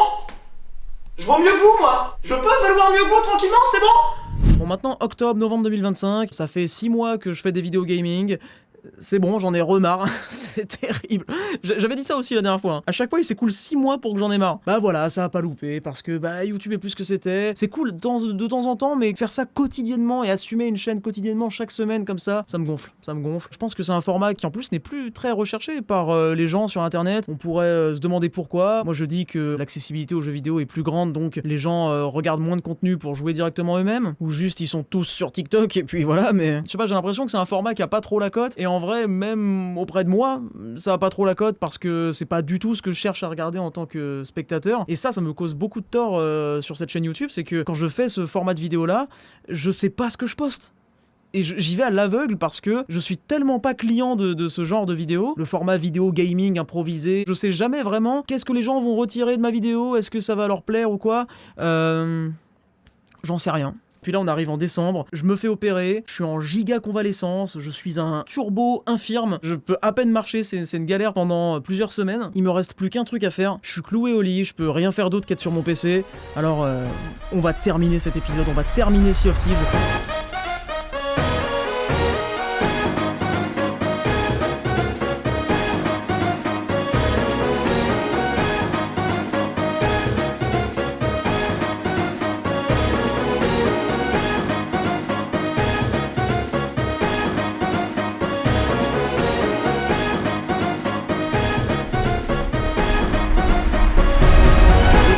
les effets spéciaux hein, qui m'ont pris un temps absolument gargantuesque, parce que pour ce qui est du montage, mettre les plans entre eux, ça va, ça se fait. Genre, la scène qui m'a demandé le moins de travail, c'est la scène la plus longue, celle dans la cale du monologue du capitaine, parce qu'en fait, bah, c'est juste des gens qui parlent, quoi. C'est là que je me dis, ouais, c'est pas facile, des films d'époque ou de la science-fiction, des trucs comme ça, je prends toujours les trucs les plus galères. Si je traitais juste un film d'époque moderne avec juste des gens qui parlent sans effets spéciaux, ce serait probablement plus simple. Mais en même temps, c'est ça que j'aime aussi, c'est proposer une évasion à travers des univers surréalistes. J'ai envie qu'on s'évade, en fait, j'ai envie de m'évader moi. Et alors là, si je pousse un peu plus loin et que j'essaie de comprendre pourquoi je fais ça dans l'absolu, si on veut être un peu introspectif, je dirais que c'est parce que, en vérité, j'aime pas tant que ça le monde dans lequel on vit et je crois que j'ai envie de m'en évader en fait. Je le fais au travers de films. En fait, je crois que j'essaye de matérialiser une réalité parallèle dans laquelle j'existe à travers un autre univers, voilà. Et après tout ce travail, je sors enfin la vidéo début mars et là je suis choqué en fait. Dans mon esprit, je faisais ça parce que je suis un putain de forceur, probablement autiste, qui doit aller au bout de ce projet parce que je me sentirais pas bien de pas le faire, mais je sais très bien que c'est à perte, que c'est un projet, c'est une bêtise de le faire carrément. La fiction sur YouTube, on le sait, ça ne marche pas, ça n'est pas fait pour marcher, il y a pas de mystère, c'est tout simplement parce que les gens, s'ils veulent voir un film ou une série, bah ils vont sur Netflix ou alors au cinéma, pour être sûr d'assister à un divertissement que ne leur offrirait pas forcément une vidéo YouTube à bas budget, avec des acteurs qui sont les youtubeurs eux-mêmes, et je suis persuadé que ce dernier épisode, c'est juste un barou d'honneur, et c'est tout. Puis bah en fait la vidéo elle cartonne. Foutez de ma gueule, c'est incroyable. Vraiment, genre, les retours sont incroyables. Avant de la sortir, je m'étais dit, bon, vas-y, tu sais quoi, si elle fait peut-être 30 000 vues d'ici 2 mois, ce sera déjà pas trop mal, tu vois. Vraiment, j'avais aucun espoir, j'en attendais plus rien, vraiment que dalle. La vidéo est sortie il y a à peine 4 jours, elle est déjà à plus de 30 000 vues. Il y a des retours critiques énormes, ça a touché les gens, il y a des gens qui m'ont dit qu'ils avaient lâché une larme à la fin, wow, c'est pas rien quoi de réussir à faire ressentir ça, c'est ouf. Et pareil, il y a des gens en commentaire qui ont relevé une phrase du monologue du capitaine que j'ai écrite et ça m'a trop touché de voir que les gens reprenaient ma phrase quoi. Très belle victoire je trouve que d'avoir réussi à vous faire regarder de la fiction indépendante d'auteur sur YouTube. C'est improbable. Il y a Inoxtag qui a commenté la vidéo aussi, genre trop sympa. C'est vraiment un soutien qui veut pas rien dire pour moi dans le sens où souvent je me sens un peu invisible sur cette plateforme, je me sens vraiment invisibilisé en tant que créateur moyen. Ça fait plaisir de voir des grosses têtes d'affiches de YouTube te dire ouais mec j'ai vu que t'existais et félicitations, bien joué pour le projet et tout. C'est juste ça donne une motivation énorme en fait à pas négliger. D'ailleurs gros big up à tous les abonnés que j'ai pu croiser ces dernières années, que ce soit dans la vraie vie ou même sur des jeux vidéo en ligne. Ça m'a reboosté de malade à chaque fois qu'on me fasse savoir à quel point mon travail a pu apporter aux gens, parce que c'est vrai que j'ai tendance à l'oublier moi-même par manque de confiance en moi, et donc quand on me le rappelle ouais ça me redonne de la force pour continuer. Et du coup bah merci à vous parce que bah c'est ce que je compte faire. Surtout avec le nombre de fois où j'ai songé à arrêter ce boulot. Ça j'en ai pas parlé d'ailleurs. Il y a une phase pendant la production de Freecam je crois, mais bon enfin je me prends pas au sérieux, je me disais pas oui je suis en pleine production de Freecam Production là. Non j'étais juste en mode ouais j'essaie de faire un truc mais je galère et puis voilà. J'arrivais pas à être fier de mon boulot, j'arrivais pas à être fier de moi. Chaque fois qu'on me parlait, et même encore maintenant qu'on me parle de mon boulot, j'essaie de détourner le sujet ou de pas vraiment dire ce que je fais dans la vie. Ma chaîne YouTube étant trop souvent liée à une source d'angoisse ou d'un passif compliqué, ou simplement la création de vidéos qui me ressemblent même pas complètement, bah ouais je sais pas, j'ai pas trop envie d'en parler quoi. Et j'en suis arrivé à un point à ce moment-là, et c'était il y a pas si longtemps encore, où je me posais la question ouais qu'est-ce que je vais faire, est-ce que je me reconvertis de toute façon définitivement il faut qu'on l'admette, il faut que je l'admette moi le premier, je suis vraiment nul à chier pour être un youtubeur qui fait dans la quantité. C'est pas pour moi, et ça le sera jamais. Du coup, comment est-ce qu'on va conclure cette vidéo ? Bien moi, je suis tenté de dire, comme à chaque fois que je fais une grosse vidéo débrief de ces plusieurs années passées sur YouTube, on va la faire avec un regard orienté vers l'avenir, en se demandant, c'est quoi la suite ?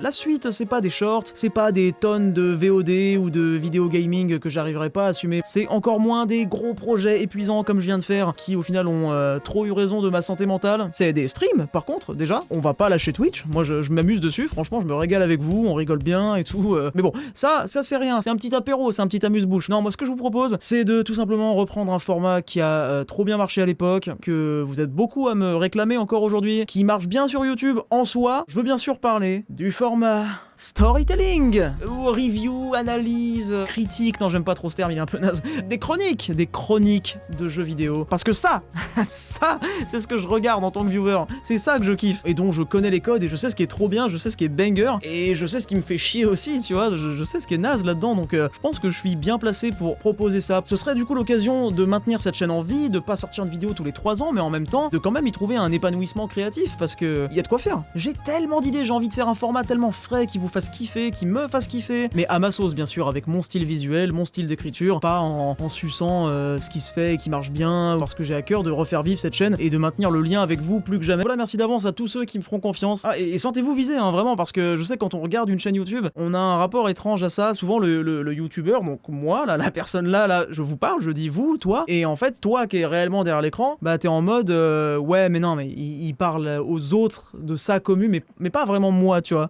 Enfin, moi en tout cas, c'est le rapport que j'ai à chaque fois avec des vidéastes que je regarde. Mais alors qu'en vrai, si je regarde, bah je fais partie de sa commu, tu vois. Enfin, si je regarde activement, du moins. Du coup, si tu regardes activement, bah sens-toi visé, vraiment. Et j'ai un rapport à cette chaîne vraiment fusionnel. C'est-à-dire que je regarde tous les commentaires. Les commentaires, c'est la plus belle des récompenses qu'on peut me faire. Je serais dégoûté de YouTube si les commentaires n'existaient plus. C'est ça pour moi qui fait qu'on n'est pas à la télé. C'est qu'il y a vraiment ce rapport au public et à la création qui devient communautaire. Et c'est pour ça que c'est de la frappe. Et je suis en train de me rappeler pourquoi j'aime ce métier. C'est ça qui est cool.